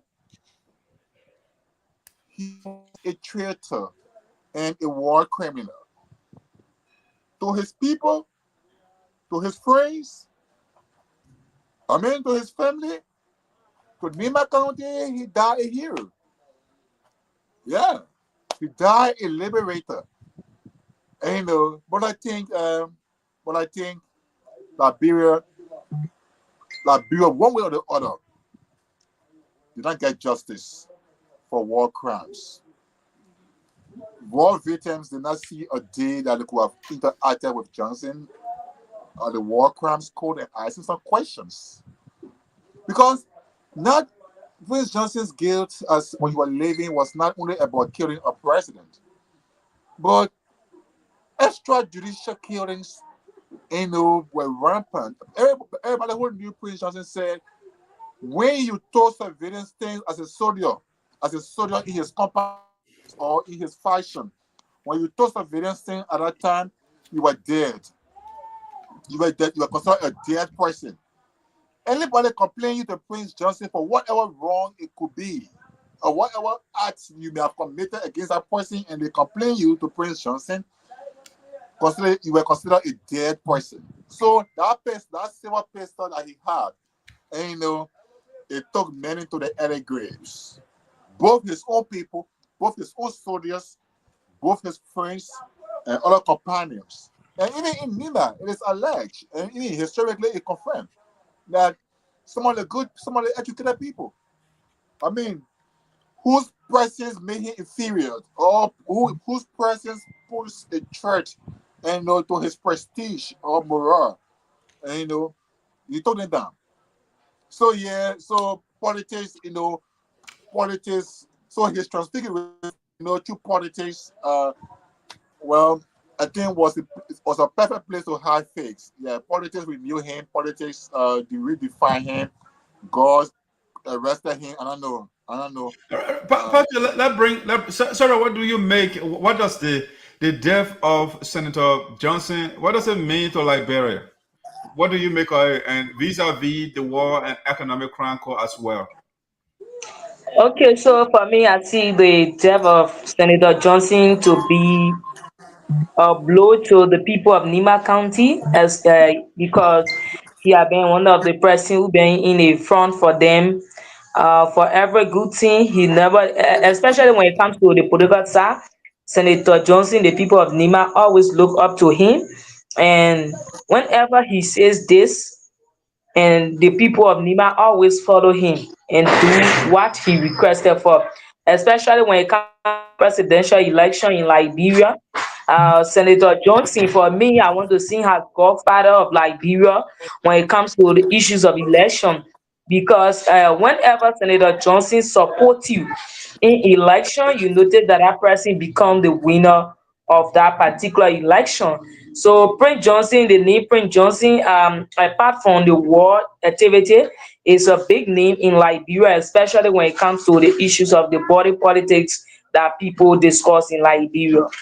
Yes, because if Prince Johnson support this person, automatically that person become the winner for Liberia and they become the president. So the name Prince Johnson, many politicians will miss him, even though they may have some, misunderstanding and other issues, but they will really mix him because he have the voice that when he speak, people follow him. So more politicians, especially those who run for the presidency, will miss him. We noticed that 2017 election, it was due to President Johnson that former President Weah won that election. And 2023, Senator Johnson gave his support to the Unity Party government, which is President Joseph Newman Bwaka, and they came out with a Victoria, they came out with victory. And now one of the things that hurt me is getting information, especially from direct data, that uh, Senator Johnson pleaded with him so that his daughter can get employed. Yes, that one of the things that looks, that brought sorrow to me. A man who has voice, a man who speak and give other people job, will now beg another person. Someone is serving as third party between he and the president. That alone show that he was very frustrated. You are very, very frustrated, and these are some of the things that contributed towards his death. Okay, but do you think the War and Economics Grant Code will still be initiated in Liberia now that Prince Of Johnson is course, gone? yes, of course, the issues of war crime, Prince Johnson was not the only person who fought war in Liberia. There are a lot of people who fought war, and the issues of Prince Johnson and other people involvement has to do with the issues of revenge. Like you were praising the other guy who just passed on to defend your people. Yes, Prince Johnson and other people like General Bogo Neke came in the picture to defend their people because of the many killing that were going on. So some of the people not just wake up one morning to fight, but then you cannot sit back and watch your people being wiped away by some individual who really, who not supposed to take and do certain things to your people. So the issue of disadvantages brought the issues of many killing in Liberia Okay, all right. So to thank you. protect So their that's my people. take, right? That's my take when it comes to the question on the floor. I don't know what are the connection. The viewers, if you want to, Patrick. Well, what's up? Yeah, yeah. I want to just be 1 minute at a time quickly. Go ahead. I would like the parliament, the Liberian parliament, besides the issue of war and economic crimes code, the Liberian parliament should pass a bill that authorizes the government or the justice system to reach out to the various grave sites warlords who have died, or all the warlords who have died, to go to the various grave site and chain their graves as a sign of, as a sign of punishment or guilt for them, and then go to Great Britain. That bill should also inform the government to go to Great Britain. Go to Charles in the Sierra Leone. People already get one hanger on your hand. Then they add another hanger there again for. Then they put another one there too for Liberian people, so that at least a prisoner can be set. So tell them have two hanger on your hand. And, one for Sierra Leone, But one for Patrick, Liberia. what good is it to put chain around a dead person's grave? What good is it? In Ivory Coast, what they can do in Ivory Coast? Yeah, but I mean, I don't think it makes sense What you can do because it does not in punish the Ivory Coast? person. The person is there and gone. You put a chain around the area, so it just for that symbolism. Is that what you're doing it for? For symbolism, yes. The only person here, one lawyer.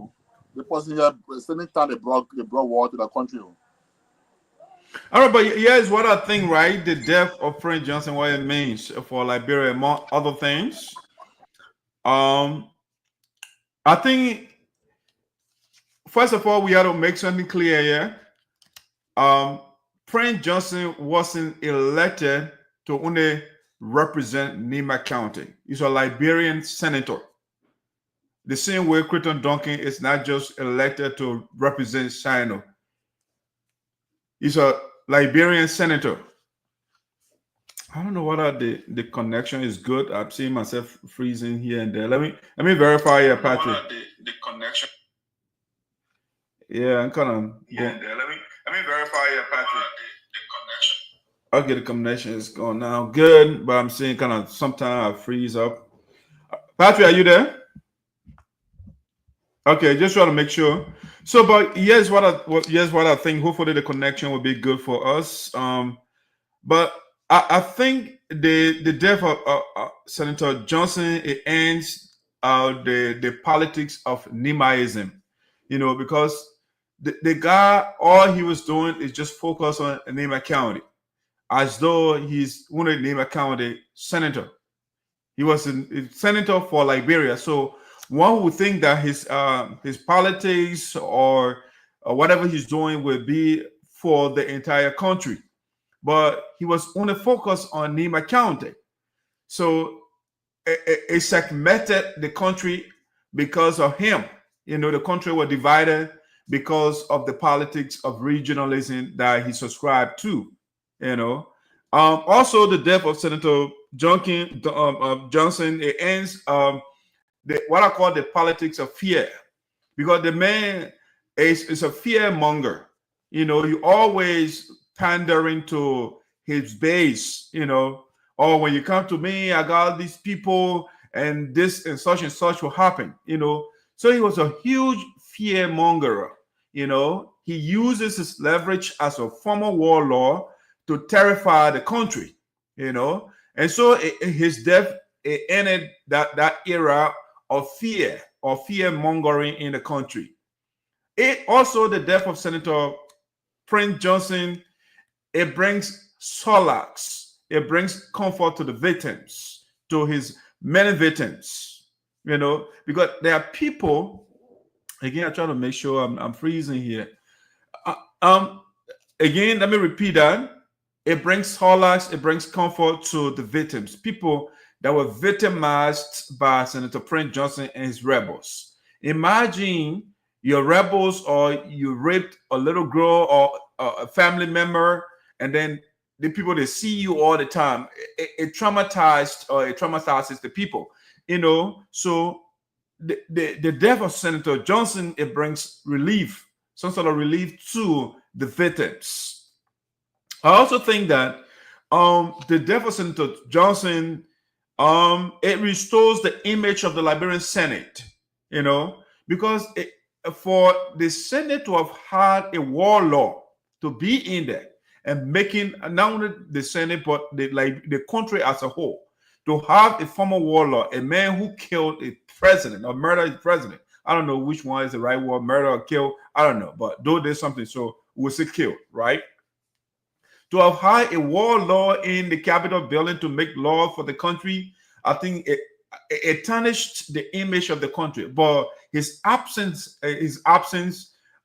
restores the image of the Liberian Senate and the country as a whole.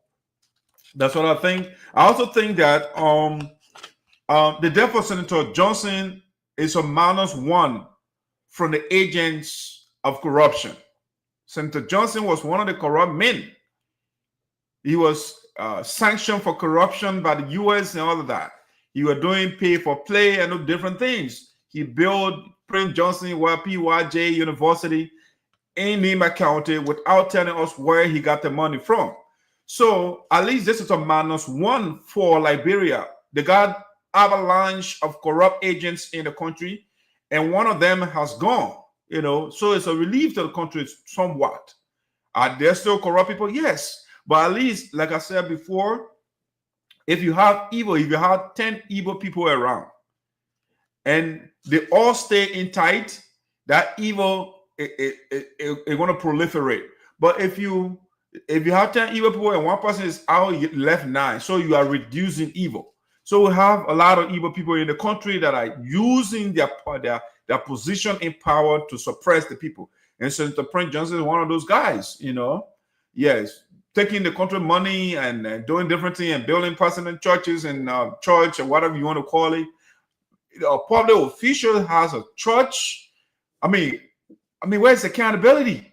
Where are you getting the money from to build church for yourself?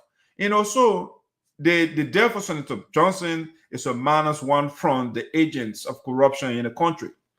Another thing I have, Patrick, what it means, the death of Senator Johnson, the young people on Nima County now, at least they have, again, I don't know whether my service is so good. It's kind of breaking up here. At least I look at the image, it froze on the screen.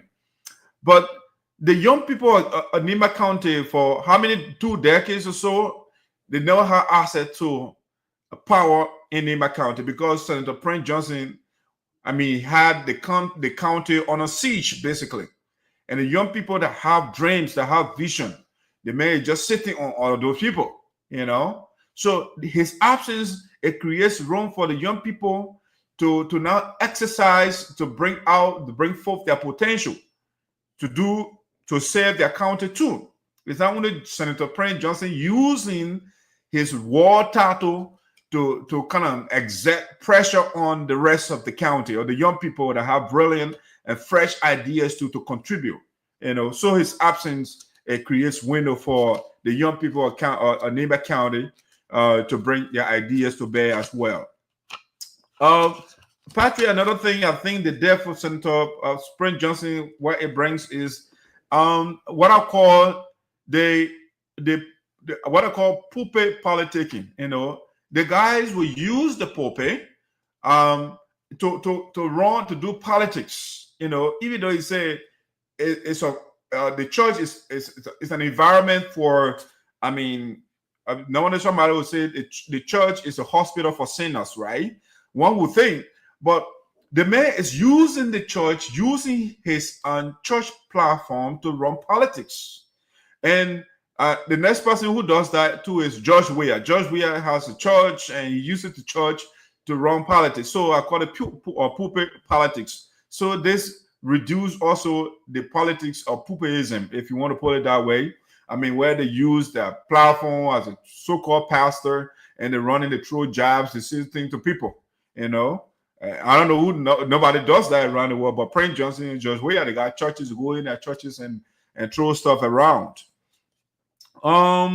Yes, and I also think the death of Senator Pyne Johnson, let's just say, it reduces the momentum for the War and Economics Crown Court, I think, because that's one of the persons that Darius DeLong were picking on a whole lot. I don't know how come later on they became friends, and now he will disclose to DeLong to make sure his daughter get a job and all of those different things. All the years he stayed in power, he could not find a job for his daughter, but now he's asking DeLong to give his daughter a job. But I think it reduces the momentum for the War and Economics Crown Court. The papain, what you call him, the president, Joseph Boakai, was already dragging his feet about it.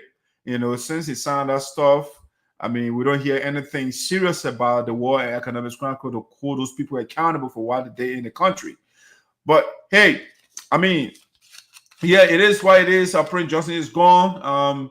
I think it's a good thing especially when it comes to the leadership of the country, because the man cannot be a leader for your country. He is sanctioned. He can't go anywhere. It speaks volume. You are interacting with other leaders around the world, and you have a warlord to be your senator. That was a bad image for Liberia. You are very corrupt. The fact that you steal the money and you go build university, it doesn't still make you a good man. You're still a thief. You're still using state resources for your own aggrandizement. So it doesn't make you a good man. If you steal public money and you go do something on the other side, that doesn't make you a good person. So I thought he was a terrible man. He killed a lot of people in the country, and people are calling Sarah saying, "Oh, he's a hero of Nima County." I don't see it. I don't see it that way. As a matter of fact, when they walk in, Pyne Johnson never stayed in Nima County. He came when he killed Doe. He went to Nigeria and sat there. Or hero does not run away and go sit in exile. You know, why people are in the country. So I don't see that as heroism. You know, he's not a hero. I mean, he's one of the guys who were bloodthirsty, and he came. I mean, because if you look at the history, I mean, of the war in the country, Doe was the sitting president. He took oath to defend lives and property. You have, for example, Kuomba came first to get rid of Doe, the sitting president. The coup does not succeed. Did not succeed, and Doe won and got rid of it, because I don't see what Doe did wrong over there. If you come and you don't remove the president democratically, and you took arms to come and remove the president, obviously it's a treasonous act. You know, it's against the Constitution.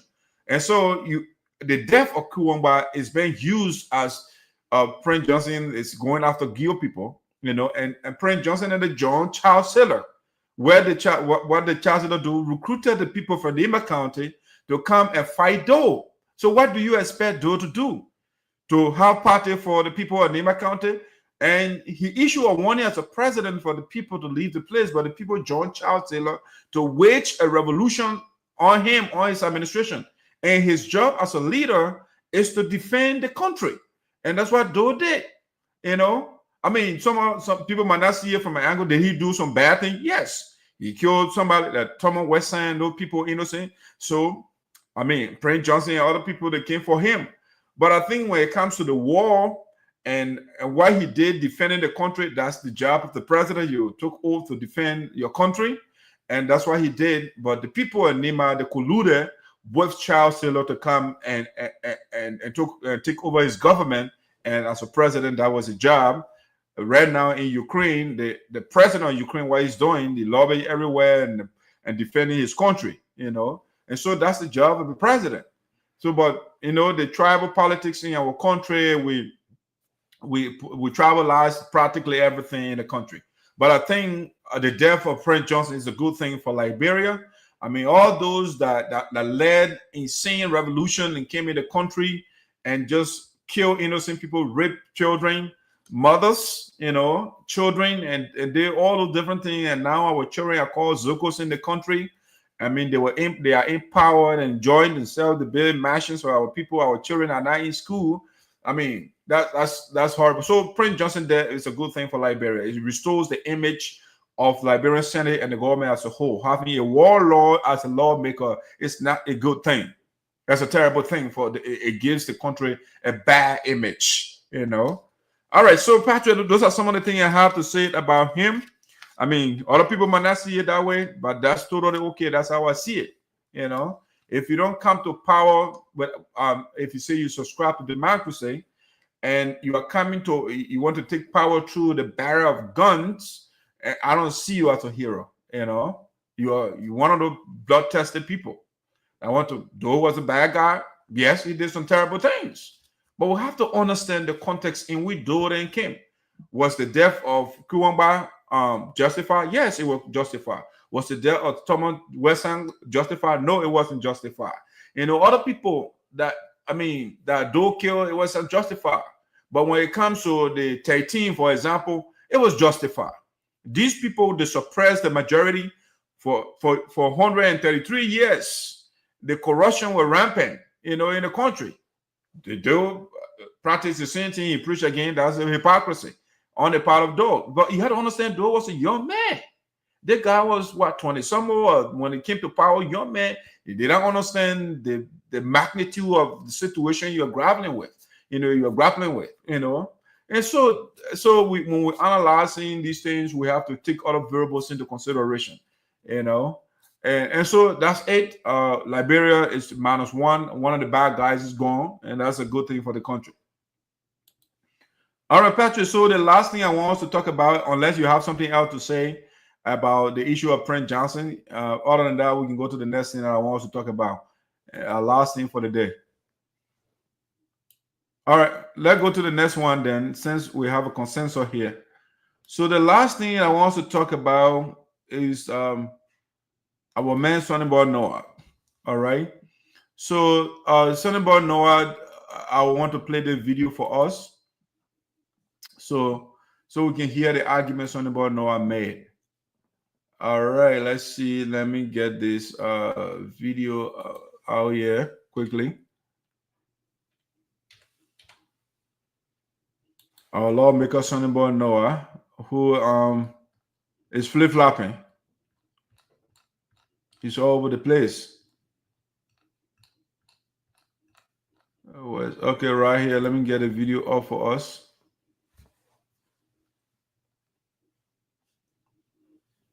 All right, Patrick, let me get a video. A video is up now. Let's just go in studio and play for us. All right, so Noah, if you listen to the audio, Noah said he signed the resolution for due process and expediency. That was Sonny Boy Noah said. But I want also play the video and listen to Sonny Boy Noah. But Patrick, before we even go to the video, I want to do this. I want to show you something. All right, I want to show you something. Look at this picture. Does Sonny Boy Noah, does he look good? Certainly he looks good. But there's a reason why I got the picture on the screen, Patrick. The reason besides the gold, the diamond rings, and all expensive stuff on your hands, Patrick, the shoes is called Dolce & Gabbana. That's a very expensive shoe, Patrick. If you get time, just Google that shoe and see how much it costs. It's anywhere from $900 up. Okay, I mean, Patrick, this guy was yesterday super duper hungry. Sonny Boy was in the village yesterday and pounding rice in the mortar. And we sent to the Capitol building less than a year in office. And Sonny Boy Noah is now wearing Dolce & Gabbana. $900,000 up when he on sale before you can get it for $900. But it goes up to $2,000. Patrick, is that guy in the Capitol building for our people? Or he using our people as a subterfuge to enrich himself, to look good while our people suffer? Why was Sonny Boy Noah wearing, Dolce & Gabbana? Patrick, that's an expensive shoe. I was doing a little research on the, see, this is the lower, you see, this one is on sale, $945. Patrick, in that place where our people are hungry, and Sonny Boy Noah is in less than 1 year in office, wearing $945 shoes. Come on, Patrick. Why did we make this blunder? Is that a mistake? It's a vast blunder that we made. We, the people of SINOE County, especially district number 3. We took, even though Zaza did not run for re-election, but we took a good leader, and then we replace him with a Sonny Boy Noah who is there to wear $2,000 gold rings. $3,000 gold banger. And now he is adding shoes. A closet filled with expensive shoes. Is that what we send the guy in the Capitol building? Patrick, what have we done to ourselves? What have we done to ourselves, Patrick? Because this guy was clear. Some of us will tell you guys, who say that guy is a taking time bomb. It's just about, it's all about time, right? The guy was at the port of Greenville. Patrick, the last show you here, we showed those buildings. How Sonny Boy Noah left the port of Greenville. And our people are so gullible. They send that guy because he bought Chinese zinc. For few of them, you got thousands of people, the man put Chinese zinc over 3 or 4 or 5. And then you make a lot, and now he wearing Dolce & Gabbana shoes. Is it because the last show, Patrick, when I played the video, Sonny Boy Noah said he would join the minority black when they gave him $1 million. Is it because he got the $1 million? So now, he got the money, and that's why he buying expensive shoes? Patrick, I want to get your opinion a little bit before we go into the major thing. They play that video. What do you make of this, Patrick, when our children are in school in SINOE? No books to read, no electricity, no clean drinking water, nothing. Everything is just a total mess when you see SINOE. And the man we sent in the Capitol building is wearing super expensive shoes. Basically, Patrick, the man is taking our resources and giving it to people that are already rich. Because Dolce & Gabbana, the people that own the man that own that company, is a super duper rich man. Sonny Boy Noah is taking our money and giving it to the rich people. Patrick, make sense of this thing for me, please. You are on mute.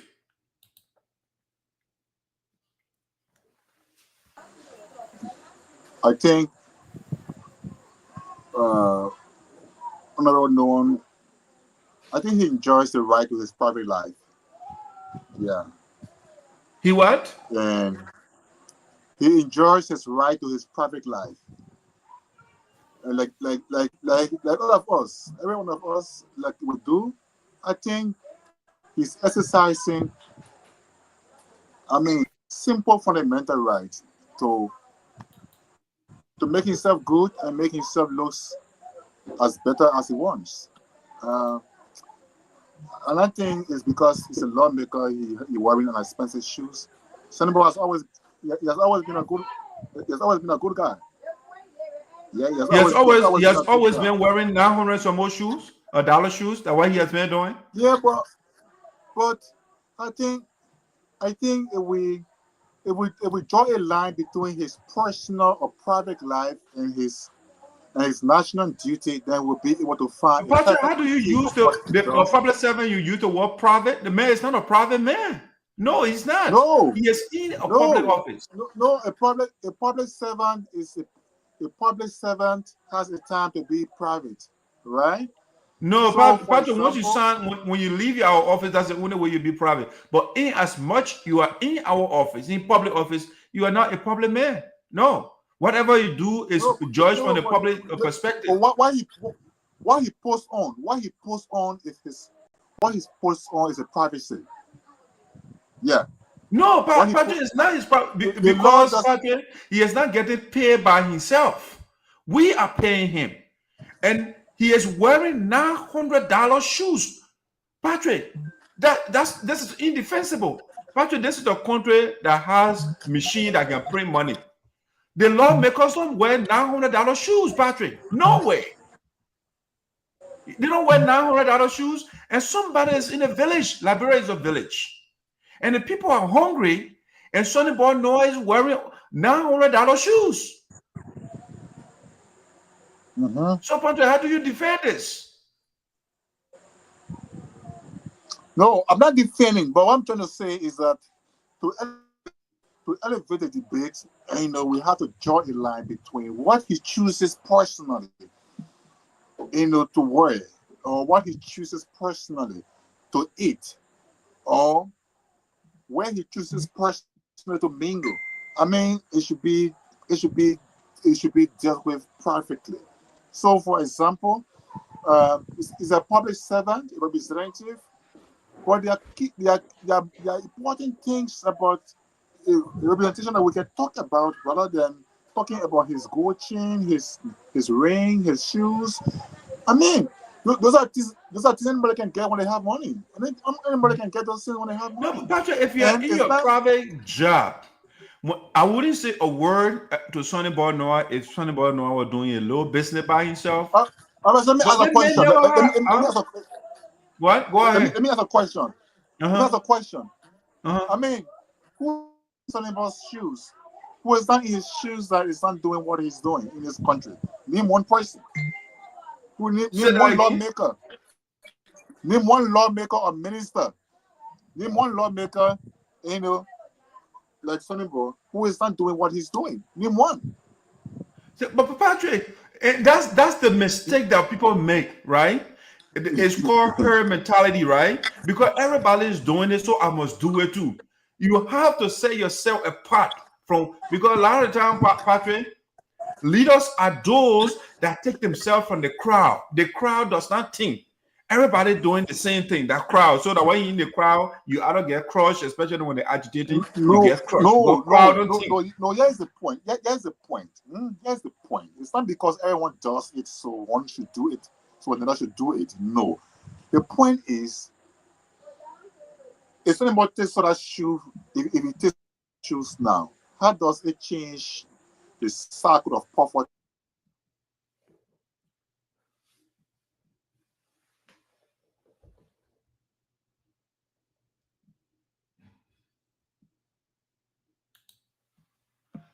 All right, so I don't know what the point you're trying to make, but this is still not as indefensible, right?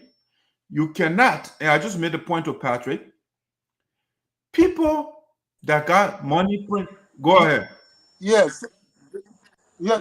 Yeah. So I mean, if a lawmaker drives, if a lawmaker drives a $45,000 car and changes a car in 3 years, but the common man can't fee, we don't look at that one. They will look at the man's, You know how many children can go to that school maybe somebody, with just the maybe two pair of shoes that somebody about gives him free of charge.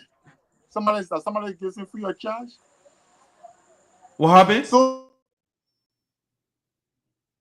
I'm not hearing you. where he usually goes or where he wears is to get a shoe for $1,200. It's simple. It's very easy. What I mean, there are shoes that cost $5,000 in US that people are wearing. Right? Patrick, it's not lawmakers. Lawmakers don't wear $5,000 shoes in the US. Okay. All right. No, they don't do that. So what should a common man? So what should a common man wear? A common man or a private citizen wear $5,000 shoes, but a lawmaker should not wear $900 shoes. Why? Because the lawmaker is working for the little man's interest. It's not for his own interest. Okay, the lawmaker, you send the lawmaker to seek the little man's interest, the people that are saying you, and not for him to wear expensive stuff. That's not what we send the lawmaker there for. So are you saying lawmakers should not have 3 square meals a day? What happened? Lawmakers should not eat 3 times a day. They should not eat 3 times a day. Yeah, they should not eat 3 times a day. They should not have. No, but that's a different question. It's a matter of survival. You know, you can't, if you don't eat, you will die, you know. So the man got to eat. But what I'm saying, if you focus on your looks, how you look, you take, I mean, so that leads to corruption, right? Because you want to buy the expensive things. So you call deals. Now, there's a point on which I can agree with you. Here's a point on which I can agree with you. If somebody wears our shoes to go and lobby at the UN, or maybe go to Congress to lobby for his district, or go to any of the state legislatures, to lobby there with our shoes on him, with a gold chain, with a ring on his finger, and everything like that, I will have a problem. Because the reason why we have a problem is because he will not bring anything. The reason why he will not bring anything is not that those people they are not humane enough to give him something to bring down to his country. But they would not believe that he's poor. They would not believe that he's come from a third world country. It happens before during the Civil War, during the war years. That the sales send some guys to go and lobby, for support for the country, and the other guys wearing 10-carat gold chain, on his, and when they met the diplomats, the UN diplomats, and the diplomats would not believe that they come from Liberia. So, are you from Liberia when the war is fighting? Say, yeah, we're from Liberia. The president sent us to come and beg for help. Oh, really?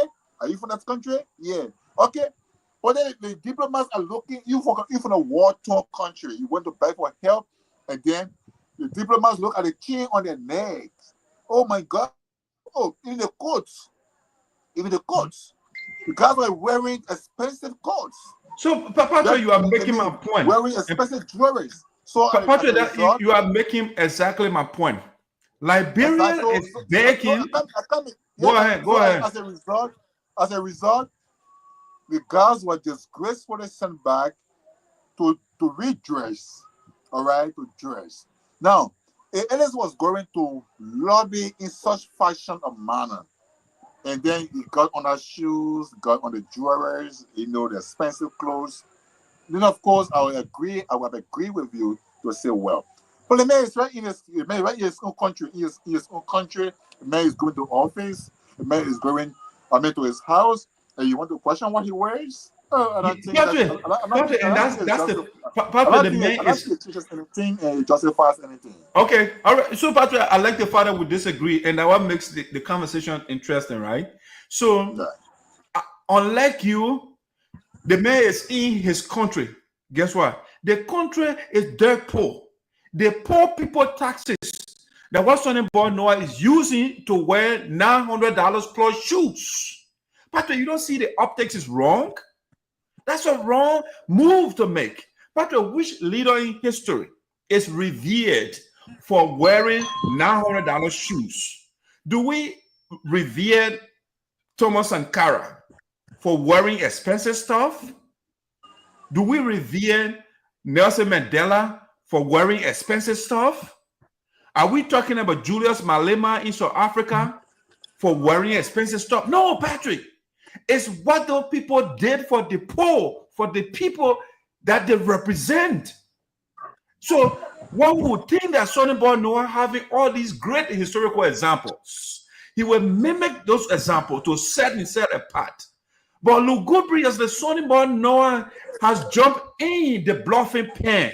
He wants to look good, so he needs a $2,000 shoes. Patrick, that is it is depressing for my county and my district to see my lawmaker going this route. Consistently, when I look in the news, I don't see anything good for Sonny Boy Noah, especially because the reason I'm harsh on Sonny Boy Noah, he represents directly my district, and he is about $2,000 gold ring, $3,000 gold bangle. I mean, then now he has other $3,000 shoes, Dolce Gabbana. Patrick, our children are not in school. You know how many children can go to school with they pair of shoes or something about Noah? Think about it, man. And so, but what I'm doing here, I don't know what happened. What happened is that I don't hear Sonny. I want Sonny Boy Noah to do the right thing. Sonny Boy Noah should not focus on his looks. He should focus on the poor people that send to the Capitol building. That's what Sonny Boy Noah should focus on. I'm sad so see Sonny Boy Noah, the man who was in the mud yesterday, and his sole focus right now is about him. How many bills Sonny Boy Noah has sponsored to stop the culture of rape in SINOE County, for example? How many bills that Sonny Boy Noah has sponsored to electrify everywhere in SINOE County? Nothing. He has not done anything. But all Sonny Boy Noah does is to wear expensive shoes. And part of the point you just made, that's a valid point. When Sonny Boy Noah dresses with Dolce Gabbana, can he go anywhere to beg somebody? Liberia is begging 24/7. We are begging other countries to come to our aid. When they send their aid, and the few that are working, the poor people that are working their taxes, and Sonny Boy Noah is wearing Dolce Gabbana shoes in the mud, in that mess of a country. But the people are suffering. The children are on the street. Party when I went to Liberia 2020, I see babies on the street. They're selling cookies, and Sonny Boy Noah drives a expensive car with Dolce Gabbana shoe and pass by them, and that is okay. No, it's not. No, and that is what I said. It's not what I sent Sonny Boy Noah to the Capitol building to do. We said the leaders before us. Patrick, I'll give you the opportunity. We said the leaders before us, they were doing the wrong thing. Sonny Boy Noah and myself yesterday were on the same Facebook vilifying the likes of Mabutu Nyompa and other. They're not doing the right thing. And Sonny Boy Noah is coming and doing more than them. Mabutu never wore Dolce Gabbana shoes, even though he had a lucrative job. No, Mabutu never did that. Zaza had all the expensive, lucrative jobs in the country. He never wore Dolce Gabbana shoes. But here's the guy. We sent him to the Capitol building to seek our interests. And Sonny Boy Noah is now wearing Dolce Gabbana shoes and diamond and gold rings and bangles. And I don't know the glasses he's wearing. I don't know what kind of designer. It's about designer stuff now that what Sonny Boy Noah thinks about. And again, like you rightly said, it's not just Sonny Boy Noah. I watched our parliament. All the guys think about is to look good. It's just sad. How do people in this day and age, where the people are talking about nanotechnology, they're inventing, they're trying to be the best, their country to be the best, and our leaders are thinking about wearing expensive things. How petty could they think? But go ahead, Patrick, before I get more into, I'm getting emotional here. Yeah, I think Ellis has not committed any offense as much as his dress code is concerned. But I think what we can do for our leaders is to encourage them to do what is best for the people. Patrick, wearing $900 shoes is not best for the people. wearing over No, 900. This is the the one is on sale. Part of the shoe that I just put over there is $945. It's on sale right now. We don't send anybody know how to wear $900 shoes. The shoes he wears, the shoes he wears does not come from diverted funds. Yeah, that pair of shoes does not come from diverted funds, right? It comes from his pocket, from his pay, or maybe from a friend, or maybe it comes as a donation to him. So I don't think it changes anything, even if it takes it off. It does, Patrick. Even if it doesn't wear it. If that money was properly appropriated, it will help a little child that is not in school right now. Yes, that's a wise way of using the money. Okay. But you just said when the guys make the budget, they put the money in the budget for themselves. Patrick, come on. I mean, it's a contradiction here. You are saying the people put the money in the budget for themselves, and then you say, you know what? It's okay for somebody know how to do what he's doing. It's wrong. Putting the money in the budget all for yourself and the people are suffering. Did you see that?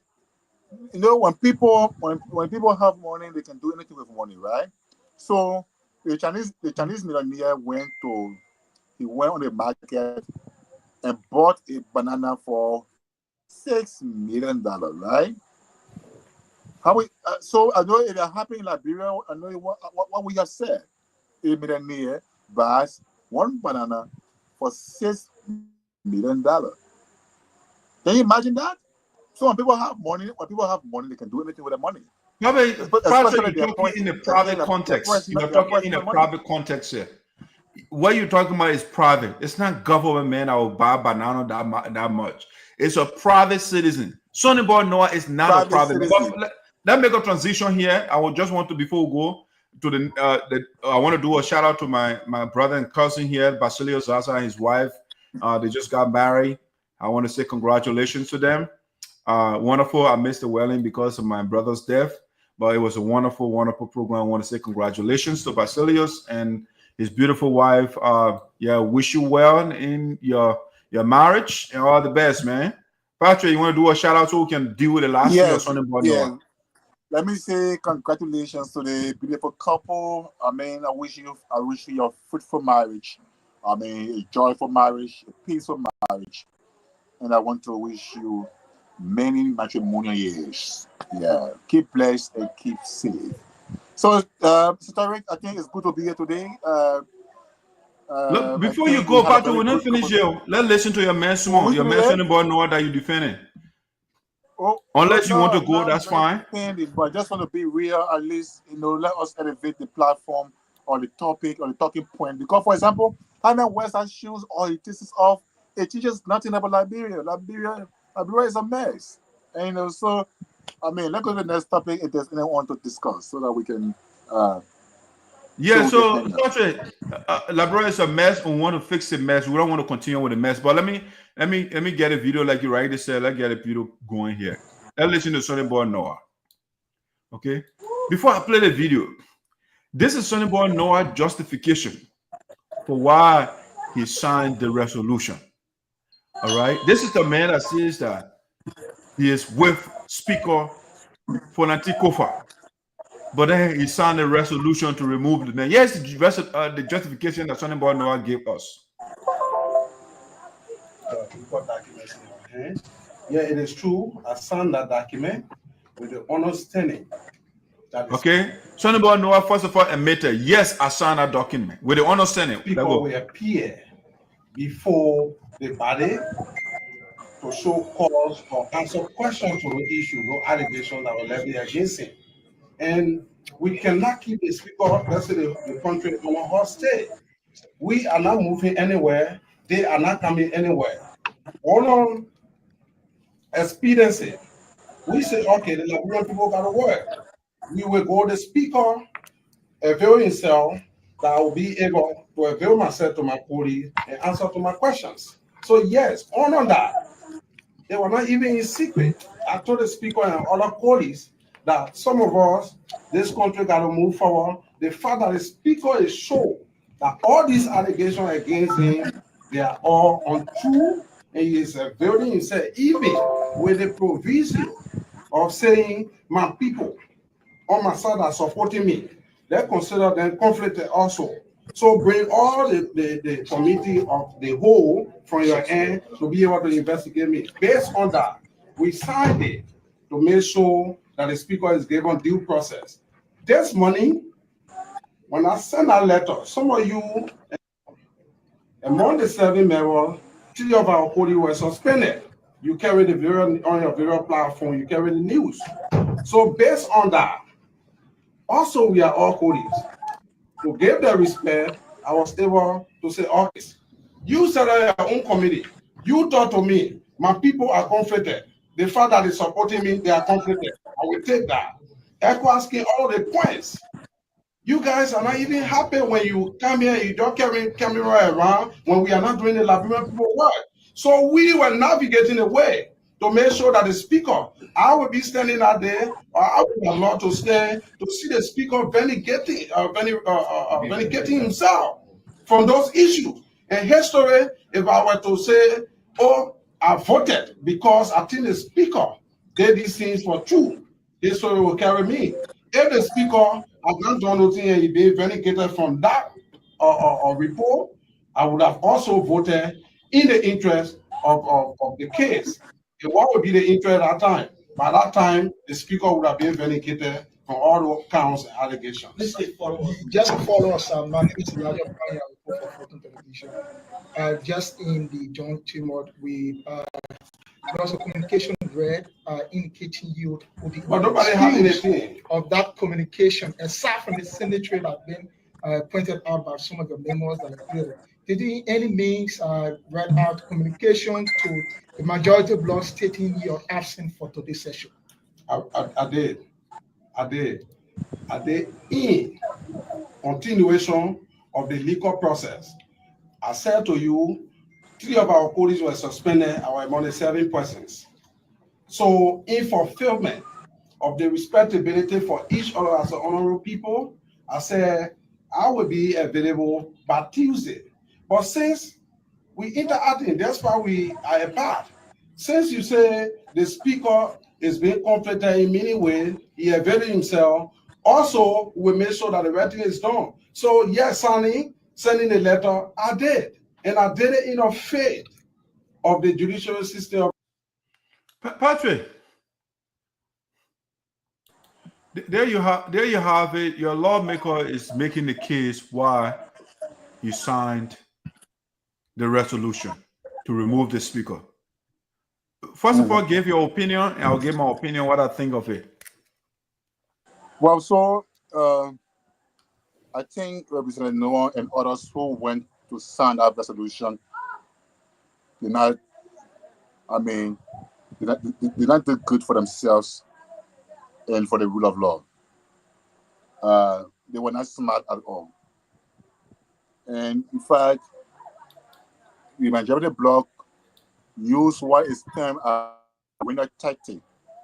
Yeah, they used a surrender tactic on the guys to bring them on to get the numbers, because the guys were hanging. The guys kept hanging at 43. They could not get the number. All right, they could not get the number. They kept hanging, so they could not do anything. So they cultivated, an air of unpredictability,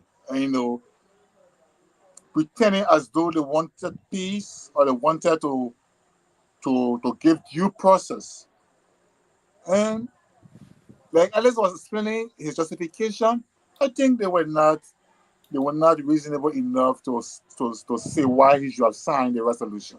When you stand for something or against something, you remain your stand. You remain on your stand. Now, once the guys got a number, the guys cut the number that they needed. The guys wanted a number. They wanted to end the argument. The guys wanted a number, but as soon as the guys got the number, they went ahead. So, if Ed had not signed that resolution, the guys would not have had the opportunity to even elect a new speaker. So the moment Ed signed, they had to say, okay, great. There we are. We have arrived. So if the 7 lawmakers from Frantisa who signed and then we sign the signatures later, if they had not gone there, by this time, we could have had 2 speakers in the country. But that opportunity, but that trap that was set by the majority bloc, that trap, yeah, that trap that was set, that's, the guys, they use selective honesty and generosity to entrap them. You see, I come, we are friends. No need to fight. Let's go, we judge the man. But what due process it takes when you will be standing before your prosecutor and answering to his questions? Who determines whether even the question he's asking you are justified legally or that even admissible in the court or in the trial? So when the judge becomes the juror as well as the prosecutor, then of course what he gives is not due process. Due process is the right to be heard, before conviction by, an independent or competent panel or jurisdiction or court. Is that party accusing you of wrongdoing and at the same time questioning you of the wrongdoing that he accuses you of? And then at the end of the day, after all your prayer talking, he will still convict you because the mindset has been made, the mind has been made up that all the party wants is to convict you, get you out. So everything you even explains that. Even your evidence will not be admissible before me because why? I want you out. So the trap was wide open. It was a deep pit of deception open to them. And politically, you got to be smart. All right, you got to read between the lines. You got to think ahead. Yes, you have to put yourself in a position to see, from the far extreme what is coming for you. So no one did not see it coming, perhaps, or along you saw it coming, but then the issue is if he stays with Funati, and then as the guys started teaching people already, and they started teaching people, appointing new committees.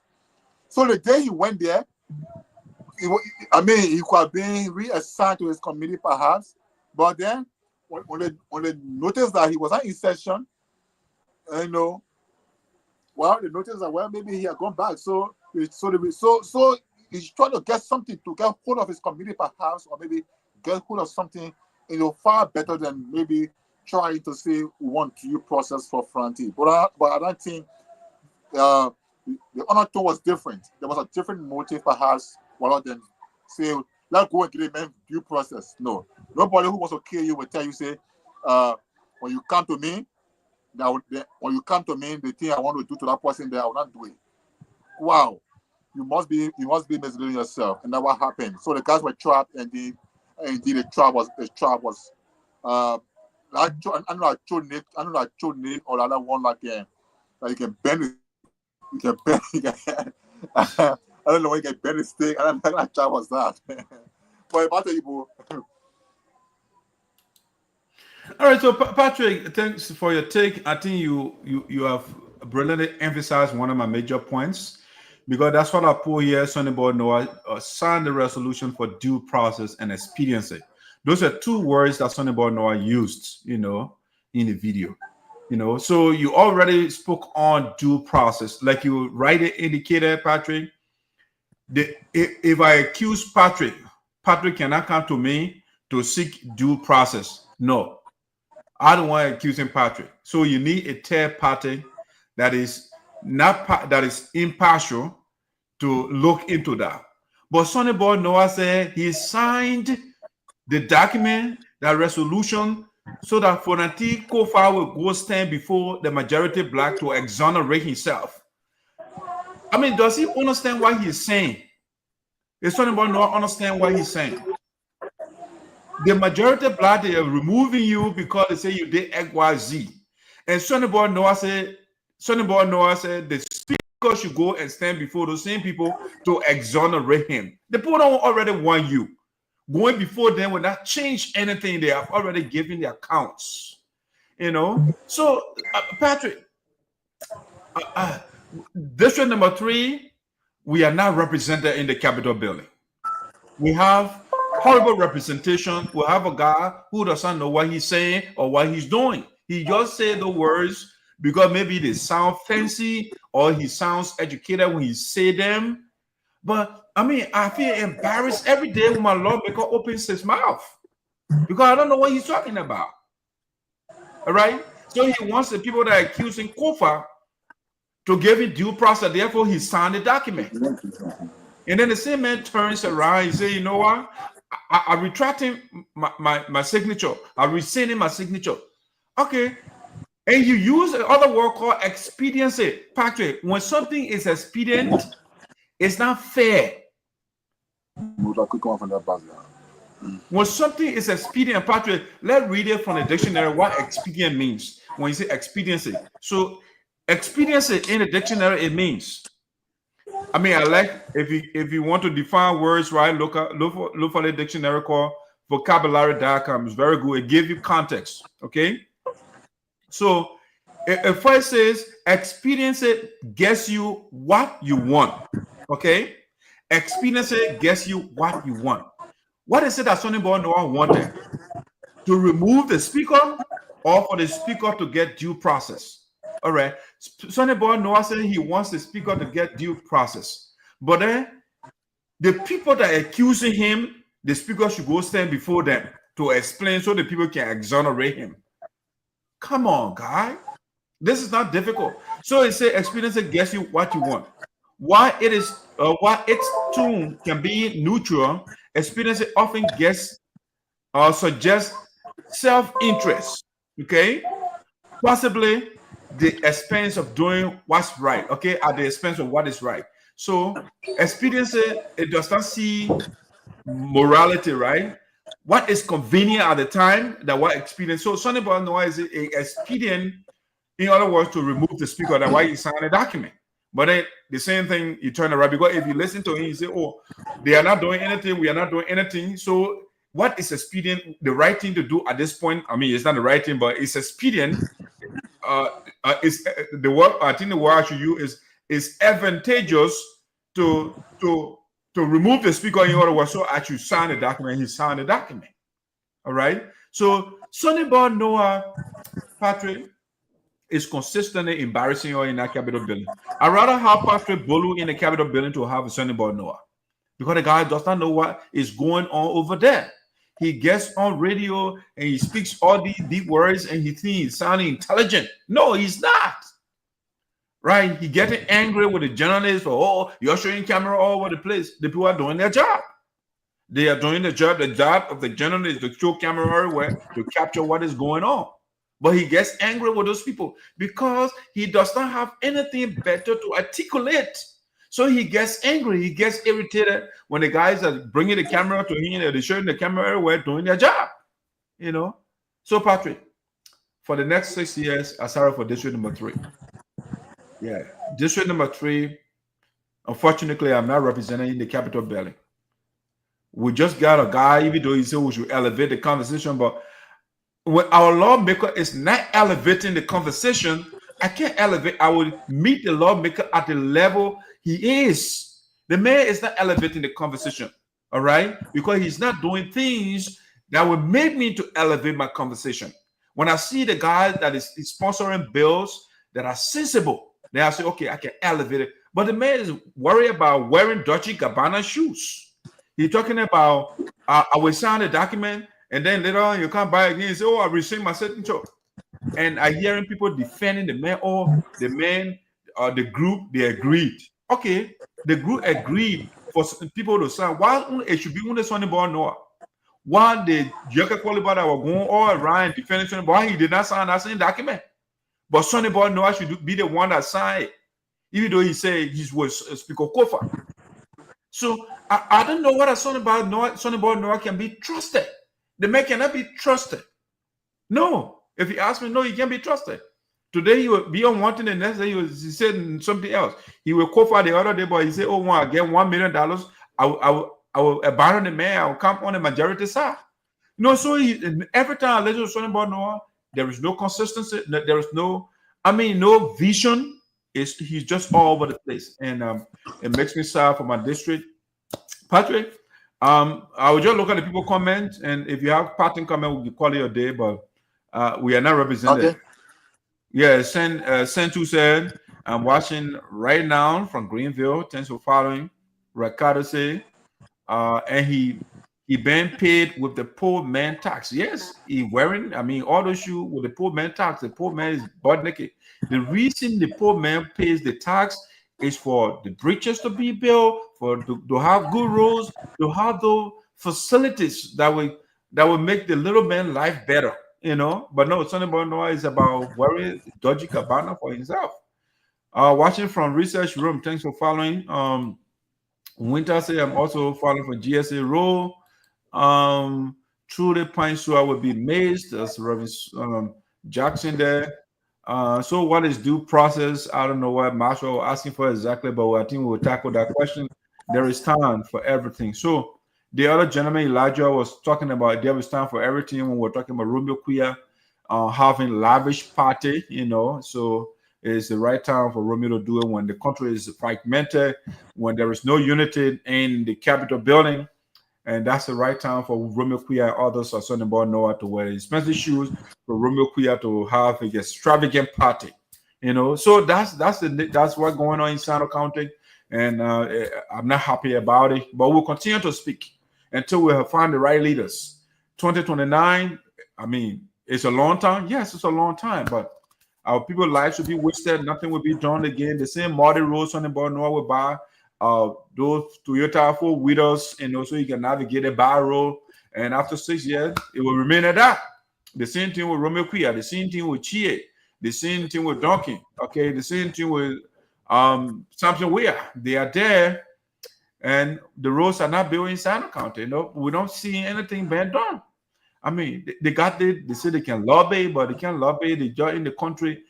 When Scripton Docking carries company there, it's about him getting 12% share and do different things. One would think that, you build my rules and do, but during the campaign, he's building a bridge. The bridge can finish. All right, man, Patrick, give me your closing thought and we'll call it a day. Yeah, so thank you, ESOTERIC, for the time. We are back today. We hope to continue throughout the beginning period. So yes, you heard us. We will thank you for your listening. Those who follow us today, our friends around the world, our followers from back home, and those in Monrovia, in every part, of our viewership. Thanks for being with us today. Our talking points for questions and answers sometimes, clarity on. Feel free to reach our inboxes. And seek clarity. If you want to get on our show, you can also contact us. If you want to share, we'll talk with farmings. We'll endeavor next edition to get the agricultural coordinator on the line or maybe on the platform to tell us more about agriculture and food security in the county and what his office will be doing. But I'm Patrick Bodu. It's going to be back again after a break. We have been going through moments of bereavement from one point to the other point, but it's going to be back for service to county, service to country, and service to the world. Goodbye. Another time. All right, Patrick, thank you so much for joining, man. Again, have my sympathy. All right, so ladies and gentlemen, that's how we're bringing the curtain down for the day. I want to say thank you so much for joining Voice of SINOE. Don't forget to subscribe to our YouTube page. Voice of SINOE is on YouTube. Click on that and then hit that subscription button. If you like, hit the notification button as well. Share the show with your friends. If you're in SINOE, wherever you are, all I want you to do is just go to our YouTube page, subscribe. And the more viewers we get, because the program can be monetized, so then we can bring more people. We got a lot of young talents in SINOE that want to showcase their talent. Whatever you are, you can also join us. But we need you to, the only favor we need just for you to share the show for us and subscribe to our YouTube page. We want to say thank you so much. We just gave you, our lawmaker wearing expensive shoes. They're having parties, and the other senators, they're on the other side and making noise in the parliament. You know, it's on Voice of Sound, you can get all those different things, you know, the update. People don't bring those things, they will pass by them. But we want to bring those little details that people don't pay attention to. You know, they focus on their looks, and something about Noah will sign document. You say, oh, how were you? Then later he will turn around and say, oh, you know what? I will sign a document. Then when the resolution goes through, he said, no, I rescinded my signature. I mean, that's the kind of flip-flopping we get in the Capitol building with this guy. All right. That being said, I want to say thank you so much for joining us. And next Thursday again, we'll be here at 12 p.m. Eastern. All right. So don't forget to join us here again. And we appreciate your presence. And thanks for watching. Okay. Thanks for watching. We appreciate you. All right. So let me see how we want to break it down for the day. We'll play our music here.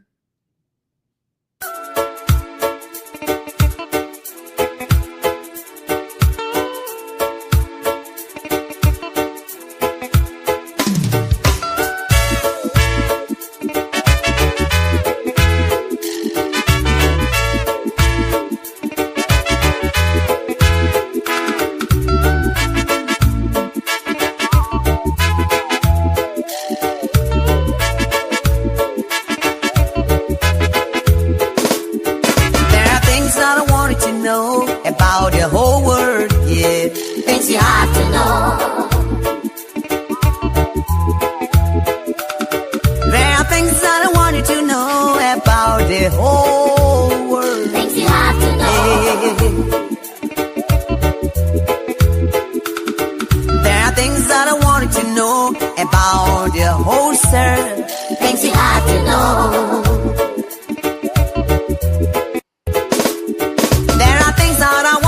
Know about the whole universe, yeah. Ooh, yeah. We are in the end time, you don't know. We are approaching the end time, you don't know.